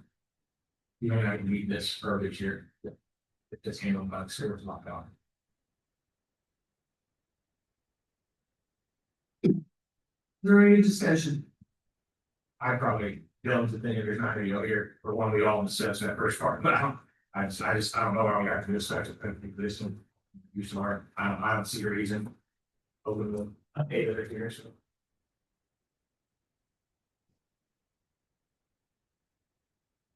What's the dirty other people consider? Not very high necessarily, I mean, you're talking about someone that's. They put on by March 15th, and it's 20 degrees, you're gonna go right and take it in their thing and charge $200, that just seems excessive to me. If they're in remote, is that understanding? On the water, you're gonna drive around. Yeah, I just think that's We're just trying to grab and get people. Yeah, I agree with Dylan on all parts that he needs to be more specific about potable water, and whatever the language is appropriate. I would go back to meeting and We would send this back to the rules committee, or you want to make these corrections here? Would it be appropriate for just as all watercraft on the water or in a dock so that other than manually powered, add that through there? That's where I have it on. Just, Power water, where I have it, I do, this is it. and then change security and association, add the word B in there. And I think the rest of the language is fine. I don't think we need to change anything about the property. I think we could. That's as far as almost, Association owned property or the owned property, I would remember that, more to your point, you could potentially wipe that completely, because assuming we would finish the story about that's the only place we talked about, I don't have someone. You could give, if you just on community owned property here, you would pay, I could have a boat parking here, I'll be at the lodge, if you're right, they take that park in their house, that's right either. Well, I or would. just change it to association property. I I'm mean, getting out of that, but why would you rather take it to have the lodge? Park on the road and jump. that's correct. Even if it's just with the storage spot. And are we taking off specific penalty? Yes. And changing my penalty? I agree with that. All right. I agree with that too. Okay. Anybody else? Any other comments? Ready for it to move to members for member comment? A lot of changing words. What? All right. I'm good with that. Hey, back to the rules. Do you want me to just read it, but because I would put all watercraft on association water or You want to take it back? Okay, it's just me. Yeah. And then George and you want with George and you guys can this cool property. Okay. All right. Okay, the next two that are on here are ones that we will, the watercraft restrictions and prohibited activities, we will take up after executive session when we come back to open session. So I'm gonna move the agenda back with those two. And I'm gonna go and do the two golf cart ones now on 3.3.9.20, which is number of riders, players. that's correct. So 3.3.9.20, the name of the rules, number of riders. The suggestion was just change it to players if that's what it's referring to, put a player on the card. Do you have any questions about that? So I think the original rule, we didn't want what I call like the limo golf cart on the grass, correct? Are we fine with some, I've had a lot of people asking questions about this, so. Is that a different rule? It's the same rule, and all the rules got changed to eliminate basically the number of seats or the type of cart. It only deals with the number of people, persons on a cart, or number of players on a cart. So if I don't, but if Dylan owns a 6-person golf cart and I'm playing by myself, I can drive my 6-person golf cart on the fairway like that. That's what it calls that. No crossover. You have to stay on the path. For example.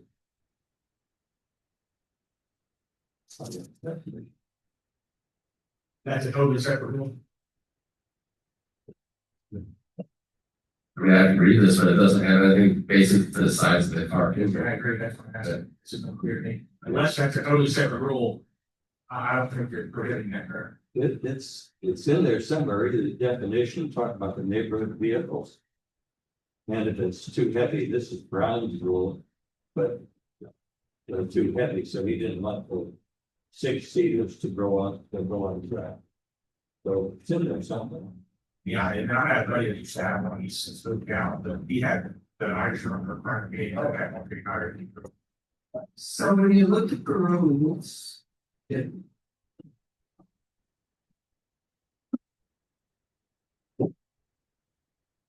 so they call it golf cart, here are rules, it says a golf cart shall be a small motorized vehicle designed for golf that are limited in size with a maximum of 4 seats. That's what a golf cart is. And so if you got something that has 6 seats in it, it's no longer a golf cart. according to our rules. So that,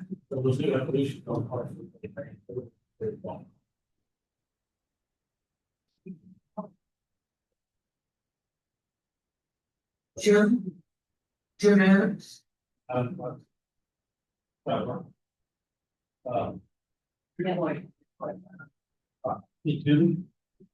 Yes.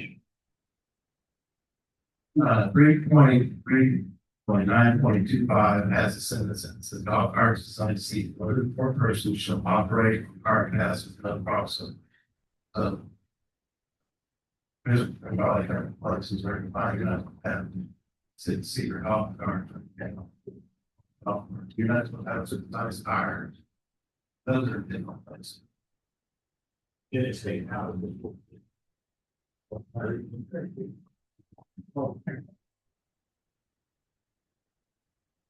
You know, the final version that doesn't happen. it's not in the budget. That was the old. Was the old one, yeah. I said we could find somewhere else, but not in this one. Correct, it's not that close. Yeah. That time. And part.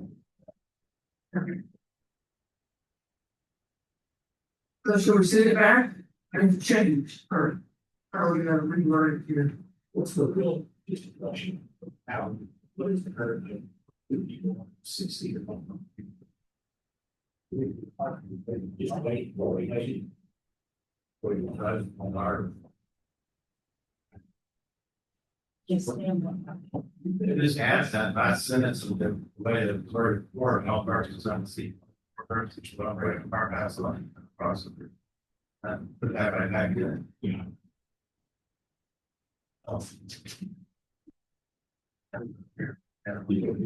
John.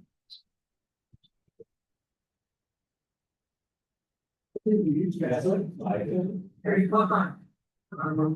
Had like 5 different. Proposed versions of it. Yeah, I agree that. That city should be there. Again, it's the last sentence, we can just add it back in, yeah. I think we're act back. Just add it back. I think. Okay, no. All right. All right. I know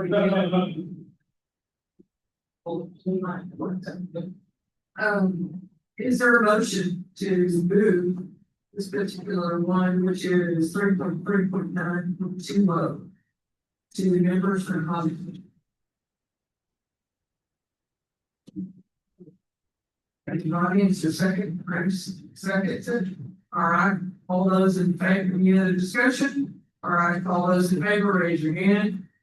Moving into the member comment, all right, thank you very much. 8-0. We will move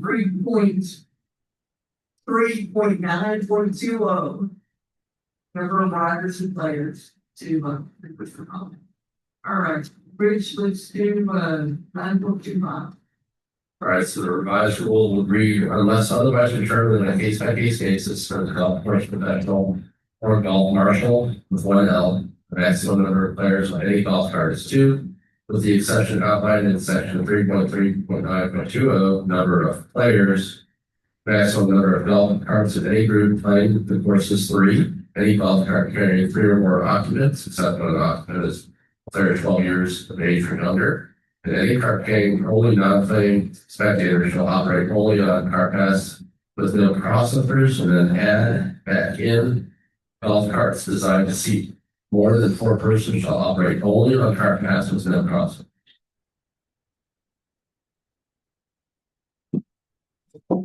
I do need a motion. Okay, Shirley, just give us a motion. Bruce seconds it. All right. Any other discussion? All those in favor to members, raise your hand. All right, awesome. You're gonna move those to the members. Okay, let's move on to the POA budget meeting schedule. All right, I sent this schedule out before. I really only received a couple comments. So I have the dates proposed. for all the special meetings for the budget review. You will be getting, we shall all our data into you initially for review on October 7th. Then the first board review meeting will be Thursday, October 16th. Followed by the regular board meeting and then another review meeting on Tuesday, November 4th.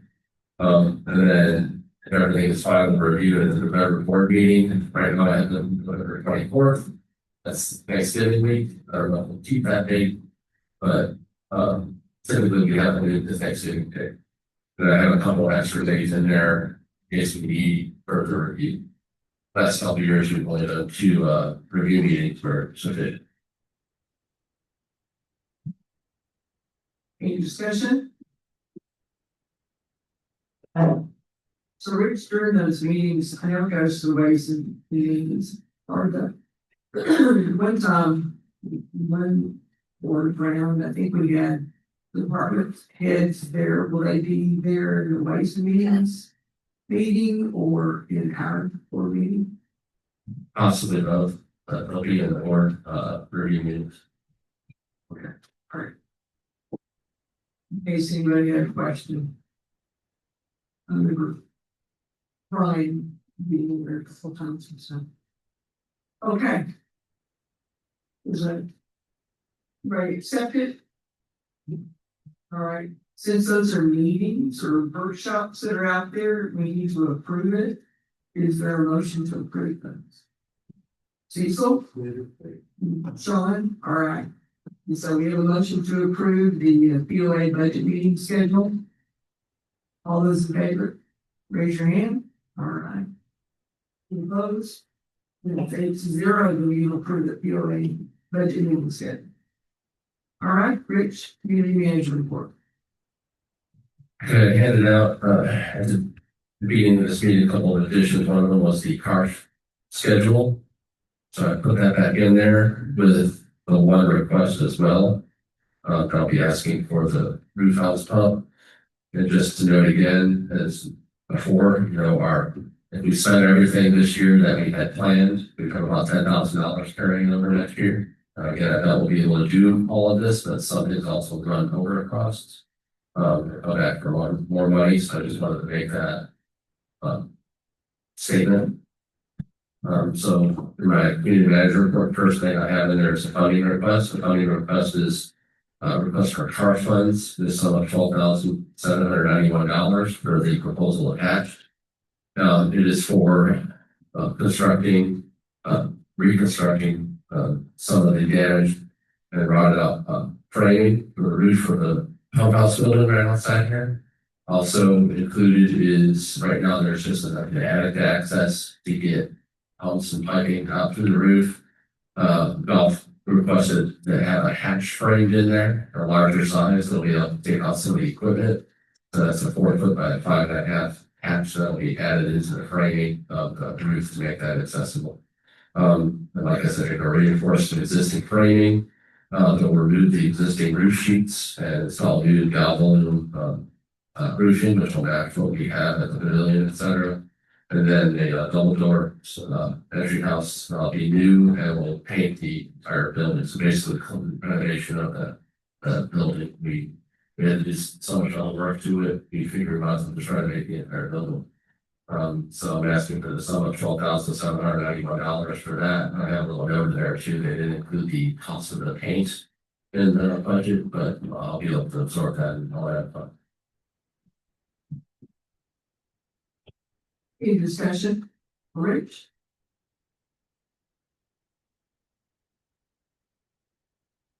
I can't believe you guys are not asking, are we putting a hole in the roof? Side doing it, working on the fact that they want. And the door they're replacing is just a steel door, right? The same size. It's a double door, yeah. Same size, okay. All right. Okay, How do the whole company use that? The back of the window. Right, it says the request from golf. Is that from golf superintendent? We had to.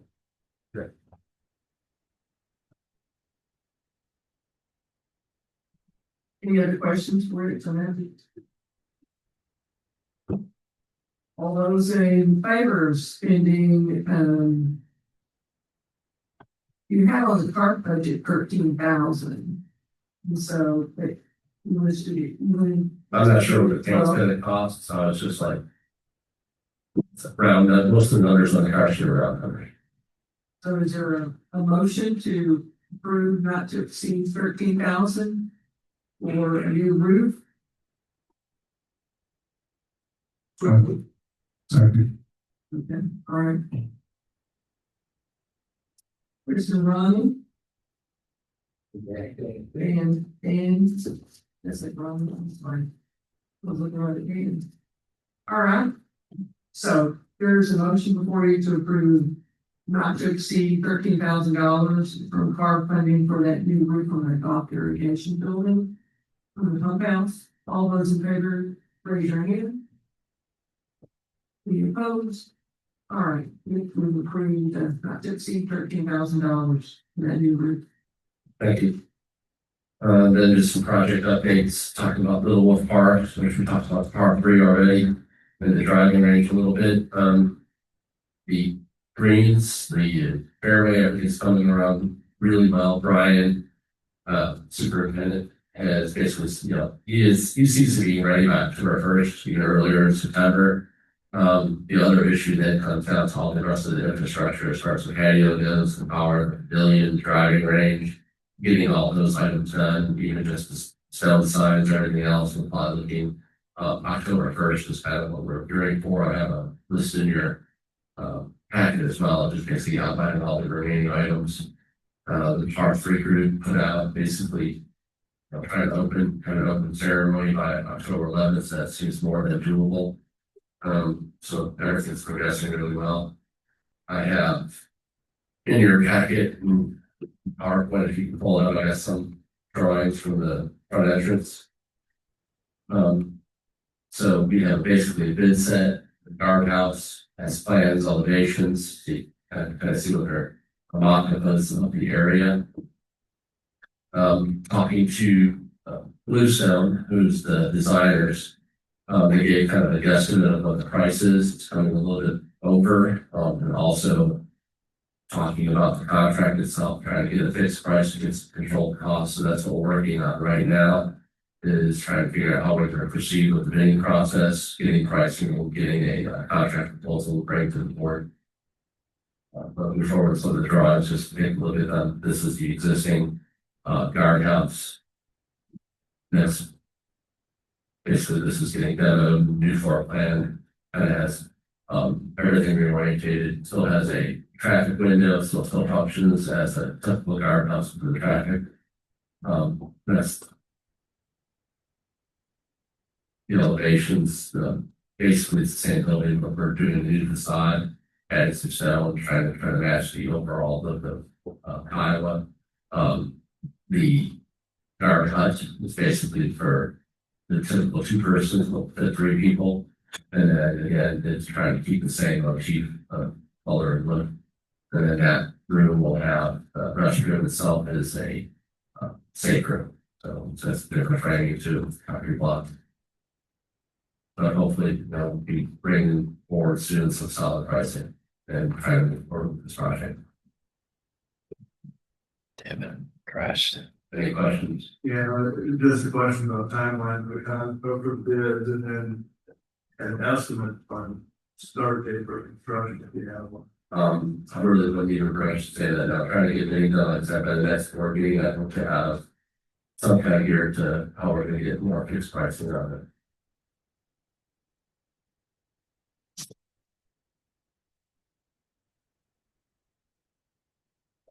Next item is the dam. I gave a small synopsis from the diving crew that was out there last time. This is a full report from EDA. A lot of the same recommendations, keeping the valve gate exercise, and also basically keeping that area, try to keep it free from debris as much as possible. And like I stated last time, because of the debris, the boats to try to keep activity away from as well, not just dumping, etc. So also pricing out some buoys for figure out what that cost would be, we're trying to get a 30-foot radius around that town. Or it's a buffer area, not a lot of access to the tower area. Or specific questions about what the scope or recommendation or from that report. Which I know they said in there that they pull some of the time is up. Stuff like that, but a lot of the Christmas trees and all of the different things still kind of blocked. If we ever do a full removal, yeah, they were there not to do actual removal process. They just wanted to get it clear so test the gate valve. So most of those items are there and they're basically about 40-50 feet away, just push them aside. The manage all that stuff, it's about push out as far as we can.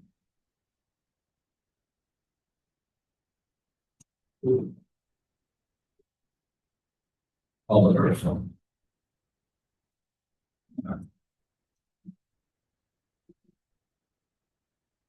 Suitable, depending on whether that's suitable, at least for the first year or so. So we have to again, that's like our project is doing the gas train side, the spillway side of the dam. Until we get to that point where we actually have a lower delay, feel pretty confident with it. We'd be required to do at least once a year, and I also want to do it twice a year long term, but initially we're just keep it open, keep working. Come back next June, July, check for work, is that correct? That's correct. Like I said, we're working on also the spillway. So we're going to get on earlier than that, they can apply out against.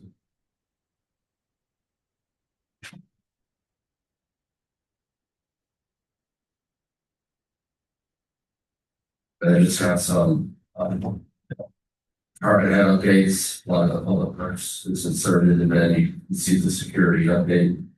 Kind of have a synopsis in there as well. Again, you kind of see, how many citations we did, but also how many, still getting almost 600 phone requests for security. We talked about, tapering that off, we get to a point to where we won't allow that. All this much capacity use, they have heard of the website, they won't be taken. So we go back to that. So.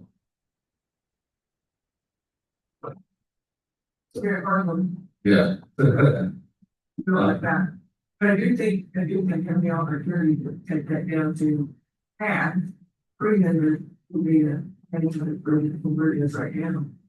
Which there's some members that don't have the capabilities per se, so there'll always be exceptions, but we gotta try to take our accountants. I will say that's again, because that included July 4th weekend, so obviously people did a much better job of putting the names in for the holidays, so. And over July 1st, she did a lot of calls to the starting too. Right. You just do say 5 minutes per call. And that's 15 hours of security time, just occupancies. So if you have half of that way, that's 25 hours. So half a person doing something more productive, beneficial. So register for July, including the 4th of July, we can't ever 635 hours of street roads, 25 hours of road. That's correct. She was short-handed a little bit again. Right now, she's at just work 370 right now. Usual strength, the road hours run some for 606. That's correct. That's correct. You can see my peers and short speed lane. Great. And I have a question, this would be down that many people, got Labor Day holiday coming up, with lots of folks, and, how confident do we feel? How many hours is she planning to get that on control, get any at all? Again, on top of the crowd, I don't know, talked about it previous to the summer, she had a schedule, but the staffing issues and other things, she wasn't able to get as many hours as she would like. But again, it's a choice of how you allocate some staff. something I can't go on, like, or I'm sure on the best keeper sites, we get limited staff that's getting the two on there. So there's different factors. So my next question, what does it take to be up to, help slow traffic down or better security, the better safety for our members? Well, one thing she does, you know, is tries to keep this fund control vehicle available for escorts for emergency vehicles and different things like that. So she, you know, prefers or does not want to have not had that built. So that's the priority. But I'm just asking really like, so are there other ways that we can do that? To make a difference in it? Because as you know, that was one of our topics this conversation, Jackie. And some of it's just the presence, not just safety checks, have a presence out there as a deterrent. You know, well, for me, a bigger concern is that we're down this number of people even in the department. And, you know, it being afraid things that comes up and how do we make sure that this is a secure and safe place, you know, being understaffed out in folks on a semi-regular basis, you know, long term is how we keep employees and employed or happy and employed.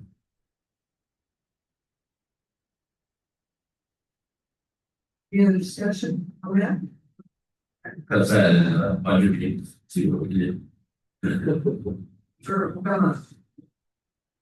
Anything else? Yeah. Sure. Up to 250 for that game repair, you know, at the time there was. I'll talk to Dan, I also discussed just. Well, we had 250 approved, I think, for something further out. I think we had 130 something approved for just this project. I think the other 120 was for the spillway. I think we were at we were only at 75. I think we're capped. I haven't gotten a look from BDN yet, which should be that's good. Yes, definitely.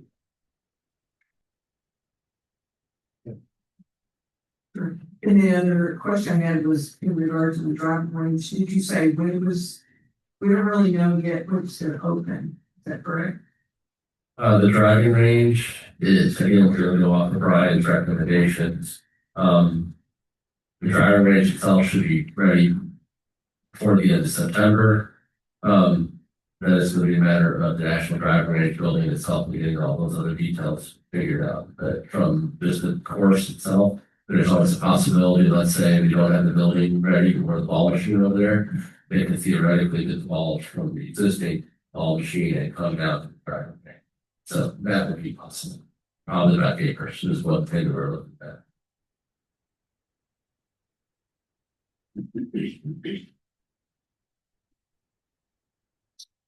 Okay. So We'll know more details on that at the September board meeting prior to. okay, all right. Here's if we're trying to work around that. You're still operating too at that point in time. So. Okay, all right.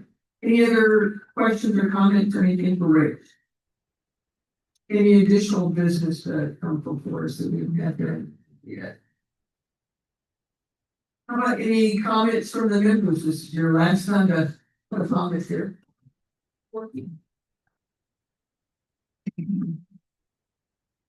Thank you. Or if you could go Boone, 1676, and a couple of you are mincing when I stand up because I like to talk about history. And when we have the initiation fee, where does that money go? When that was approved, it was decided that the money would be collected during the calendar year. And then during the budget process, the board would decide and communicate to the community where that money would be spent.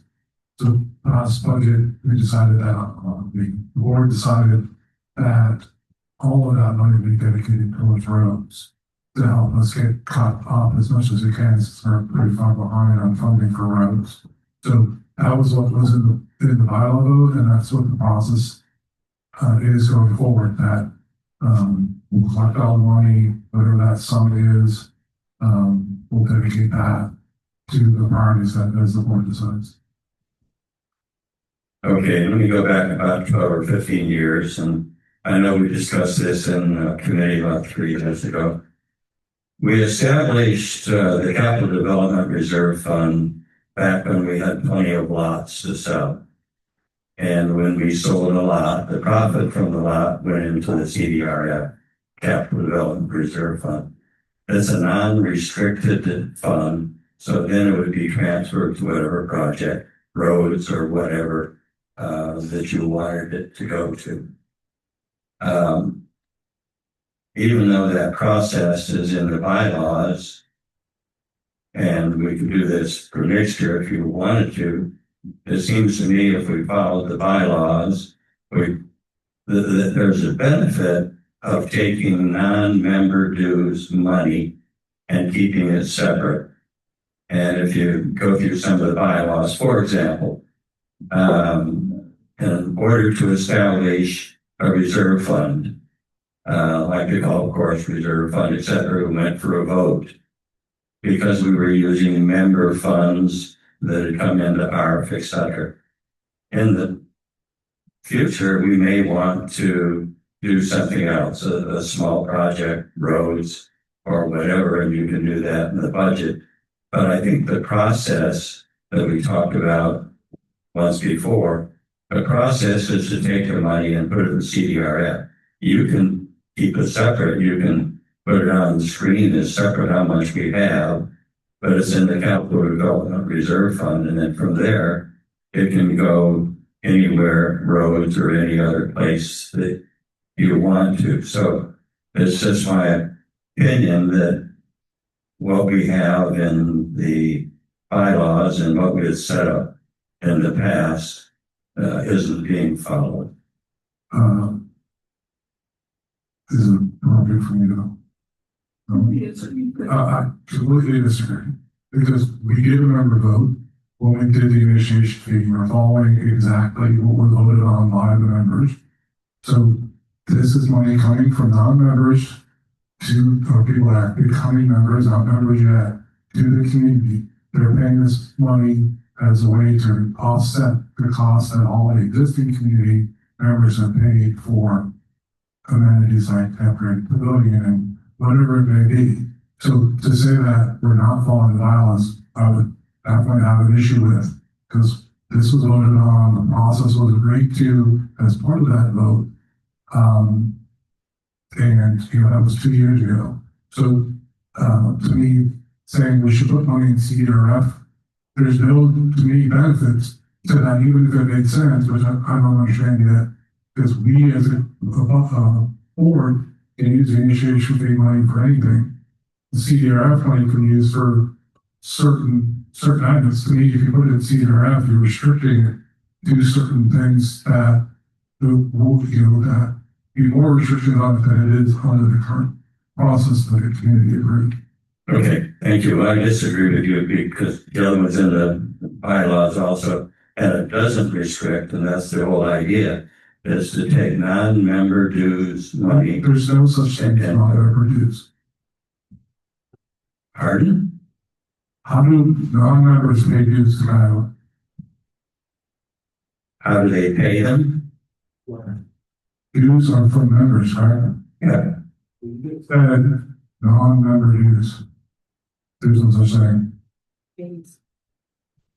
Well, then I guess we ought to delete the CDRF. So when you say non-member dues, what are you referring to? I'm saying in the CDRF was put in there when we sold lots. We took the profit from the lots. We put it in the CDRF. Understood. So those aren't non-member dues. Right. Okay. So we should take this offline, and I'm happy to meet with you, because what you're saying is when the POA make money by selling lots and put it in CDRF to be used for something else. That has nothing to do with the initiation fee that the community voted on and approved. And I think CDRF is designed to perform more towards capital asset projects, and the initiation fee can be used for anything the board decides. So in my opinion, it's more flexible. My strong opinion is that You guys go to lunch and have a conversation. I think that's a great idea. I'll And I think Dan's gonna buy.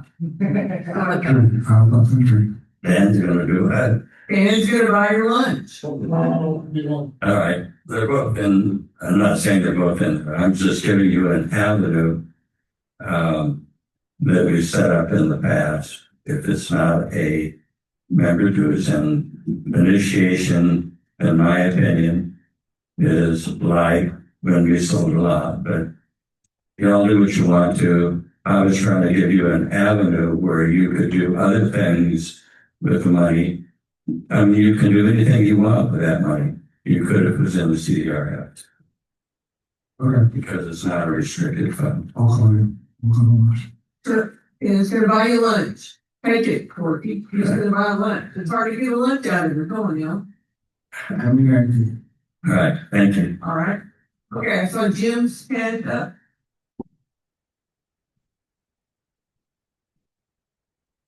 I'm not siding with either one of you on this, but what you said, it goes into O and M, I mean. we'll go to O&M or off, which is And so it's part of the budget. It's just you guys are deciding how to spend it out of the budget. Correct. Okay. And you could choose to put it in CDRF if you wanted to, right? That wasn't blow away the wording. Well, I know that if you wanted to the board, you could choose to spend it that way. If you wanted to make it part of the fund. To make it Sure. long term. To make it fund future capital projects, because that's what the CERF is meant to do. That's good point. Okay. Well, I'll hear that out of the lunch. Right. And he's right, I mean, there's other things you wanna do, because we use the money to do the pickleball. It's all in 1 year. You got too much, maybe, never got too much money. If you got too much and you wanted to spend it years out, you need to put it in a fund. It's not. I agree. Yeah, I just never contemplated that would have too much. space. Yeah. All right, well, the reason I really got up here was just to say, in general, we have a lot of rules come up, but you don't have one that you're gonna push after executive session, which I don't really appreciate, because now I'm up to say, because I think it's important to hear your dialogue on these rules.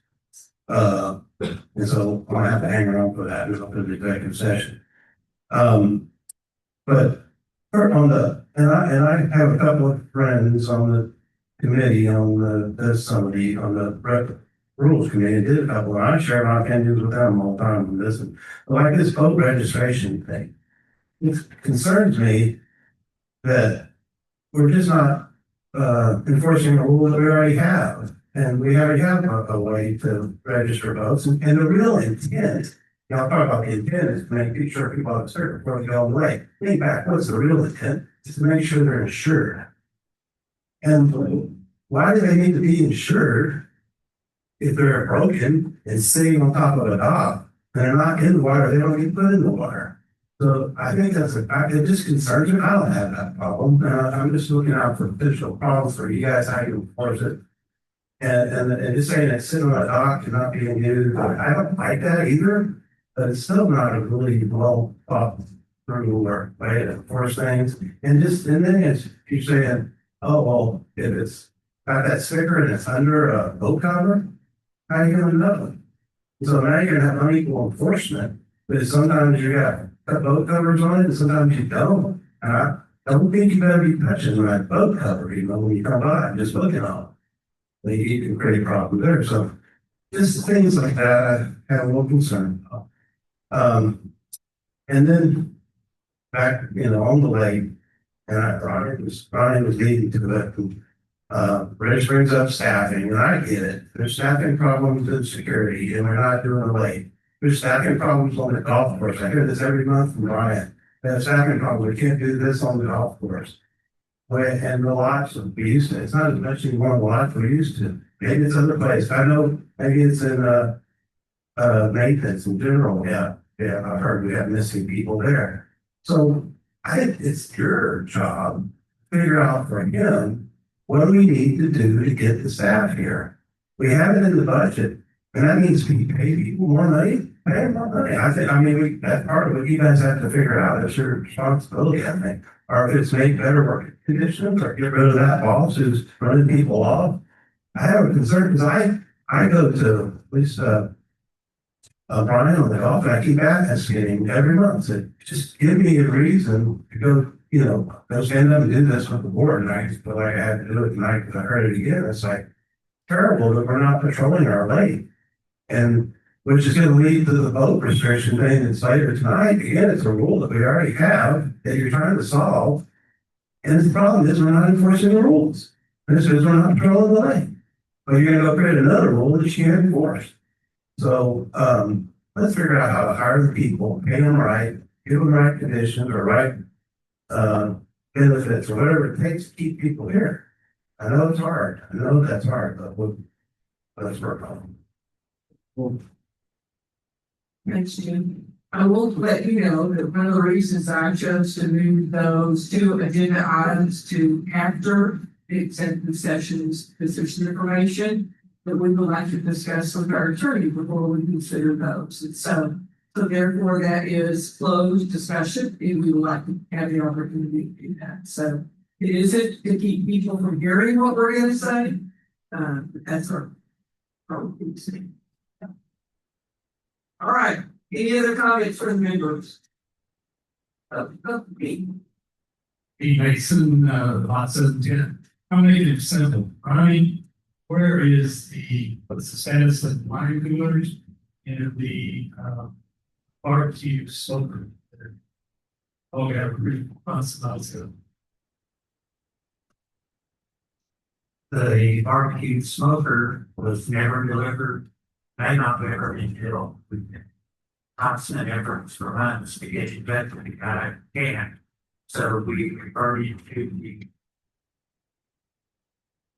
legal counsel to send a letter certified and regular to him, telling him what he owed, what his shortcomings were, and that if he did not respond, those contacts our smoker, that further action has gone out, we dealt with claim.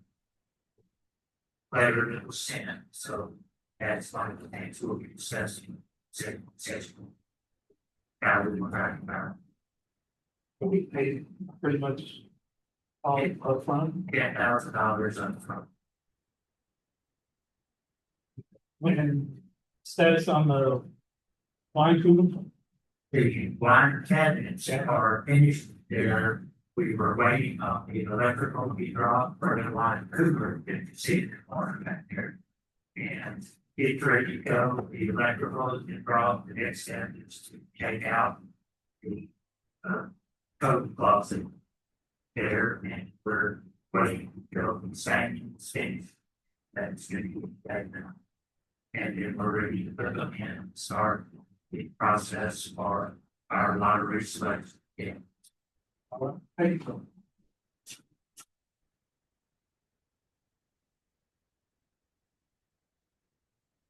Victoria Power Block 1241, question on how the maintenance is done around. I do know that we have landscaping that is done. I just didn't know if there was any kind of treatment.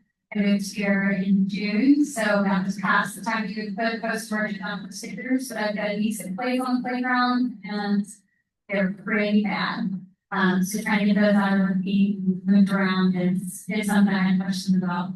I don't know if there is an option where we could put lawn spreader treatment on. I don't know if that's something that would go to the board, if it's something that would happen later in the year. I don't know how it's handled within maintenance, but I wanted to know. Our community manager would probably answer that one. Public Works takes care of that area, and yeah, they can treat the soil. I don't know if there's a specific schedule for that, but that's their responsibility. I guess my other question would be about sunshade on the playgrounds. I know that we mentioned in the chat maybe last week that it had come up before. Is there an ongoing discussion anywhere in the board's purview, or was that tabled and so why and not going to bring it back up? Well, it's not tabled. It is something that is being considered right now. I think we have a group that's working on through the Parks and Recreation Committee, working on what needs to go there and playground equipment, which and then from there shade, those kinds of things. So that's sort of where we are right now. Yeah, actually, we're looking for bids from manufacturers to look at and consider, but it's one of our projects for the Parks and Recreation Group. As soon as we get that back, we're going to move forward. When's it going to release? Later meetings that you can. It's usually the third Tuesday. We changed it for the last couple of months to coordinate with some other things. We got a meeting scheduled for last week that was canceled because most of the people were out of town. We do have an opening on the Parks and Recreation Committee if you would like to consider that. Not against it. And then there also is a group of people that are working on the playground, so. Yeah. Or, let's say it's LK plays.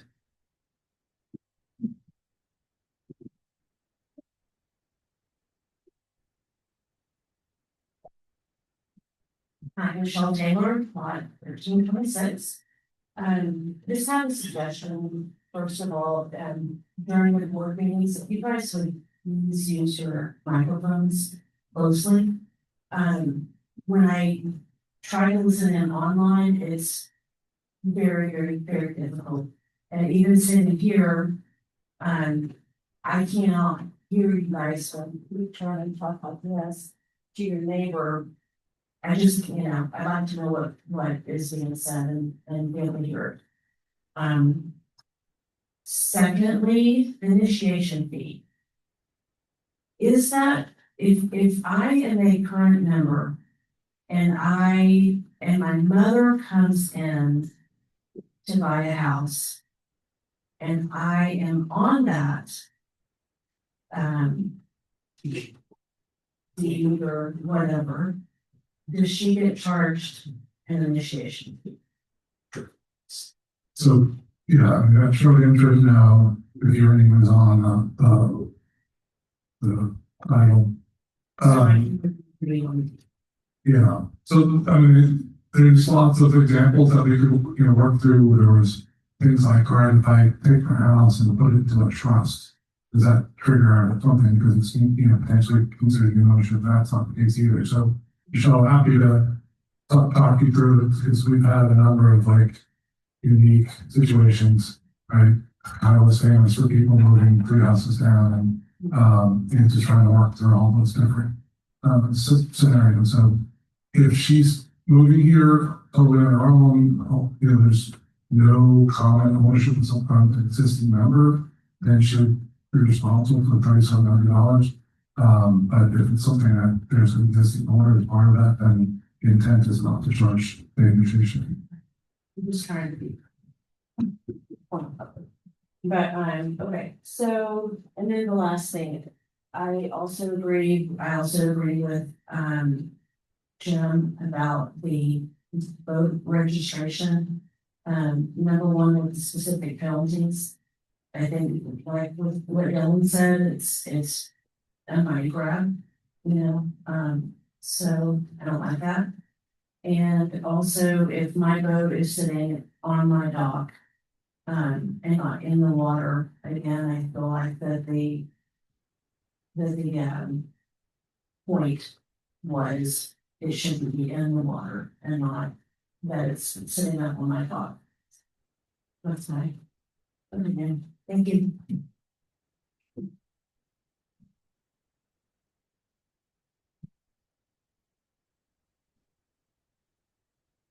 Separate question about it, well, Victoria Power Plant, all for one.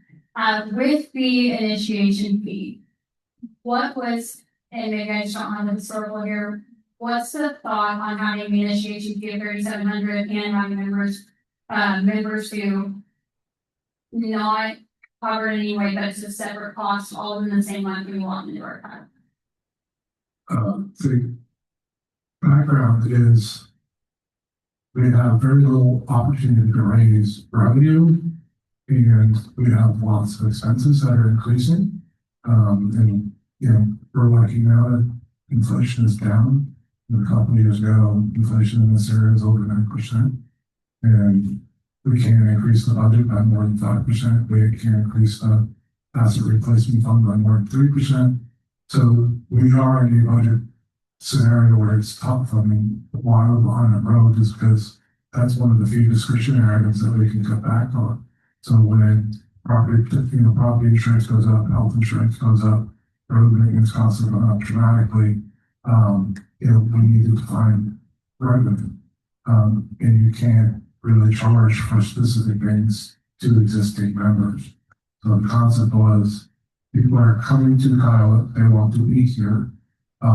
During the last X number of years, there's been increasing amount of amenities that have been paid for by the community. So this was an opportunity for people that want to become members to provide some relief to the community for all the things that have been done previous to them coming to Kiowa. So that's the concept. And it's not, this isn't unique to Kiowa. There's many communities in North Texas that do something similar. Just to clarify, I'm not asking for the rationale on the initiation fee, I'm asking why there's a member due fee on top of it. So if you're initiating that's a pretty large lump sum when you close on your home, and then, like, I had my member due, I guess it was a previous owner and myself in the house, and it rolled where it was mine, but I got that due bill, I think 3 months later. So it was like stacked in a month, and that was kind of surprising, and it doesn't feel good in a household, to be honest. Yeah, it should get 3 months later. The initiation fee is designed. Wasn't the initiation fee, it was the member due fee for that month because how the one closed. So I'm wondering if there is this large initiation fee, would it not be fair to someone entering Kiowa to not have a member's due for that month they're moving in?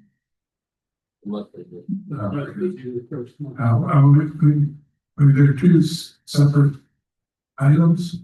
To me, the initiation fee is intended to be collected during the closing process. So it's separate than dues. So I understand what you're saying, that you're going to come up with $4,000, month one or soon. So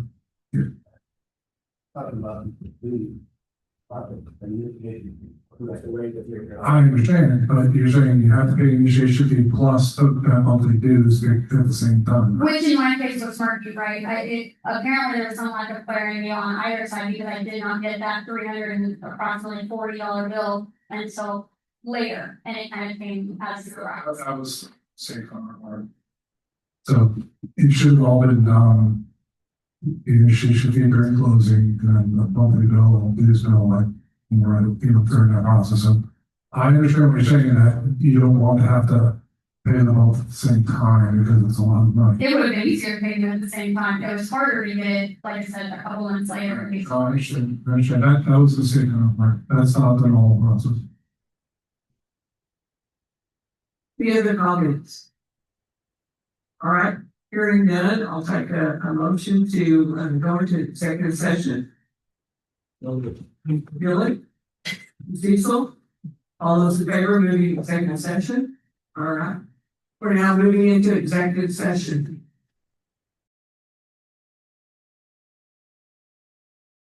We would like to discuss the water back activities now. We'll wait until the board meeting next time.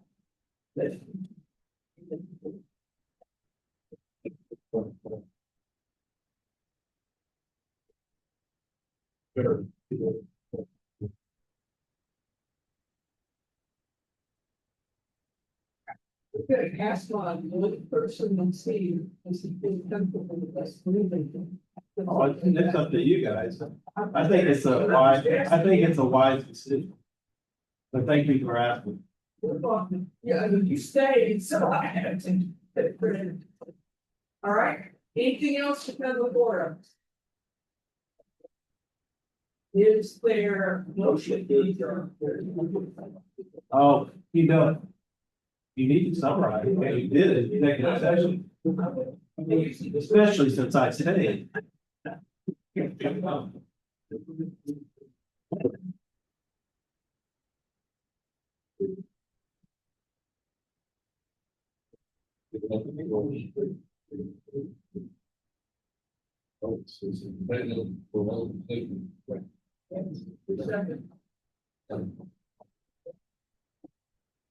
All those in favor? Section. We summarize what we did. Our executive session. We expressed a lot with our legal counsel. You should say what you discussed. You don't have to say the detail, but you're required to say what. Well, you didn't. We discussed legal issues regarding civil action. We discussed usually things between. We also discussed contract negotiation and. Hold on. We asked for a legal opinion.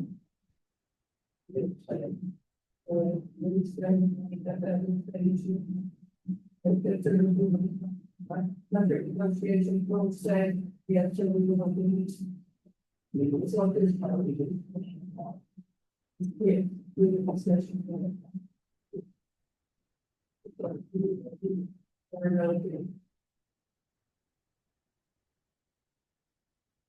Anything else for this? Was great. All right, so I heard, lyrics said we can look to preserve. Why for the second, all right, all those in favor? Very much.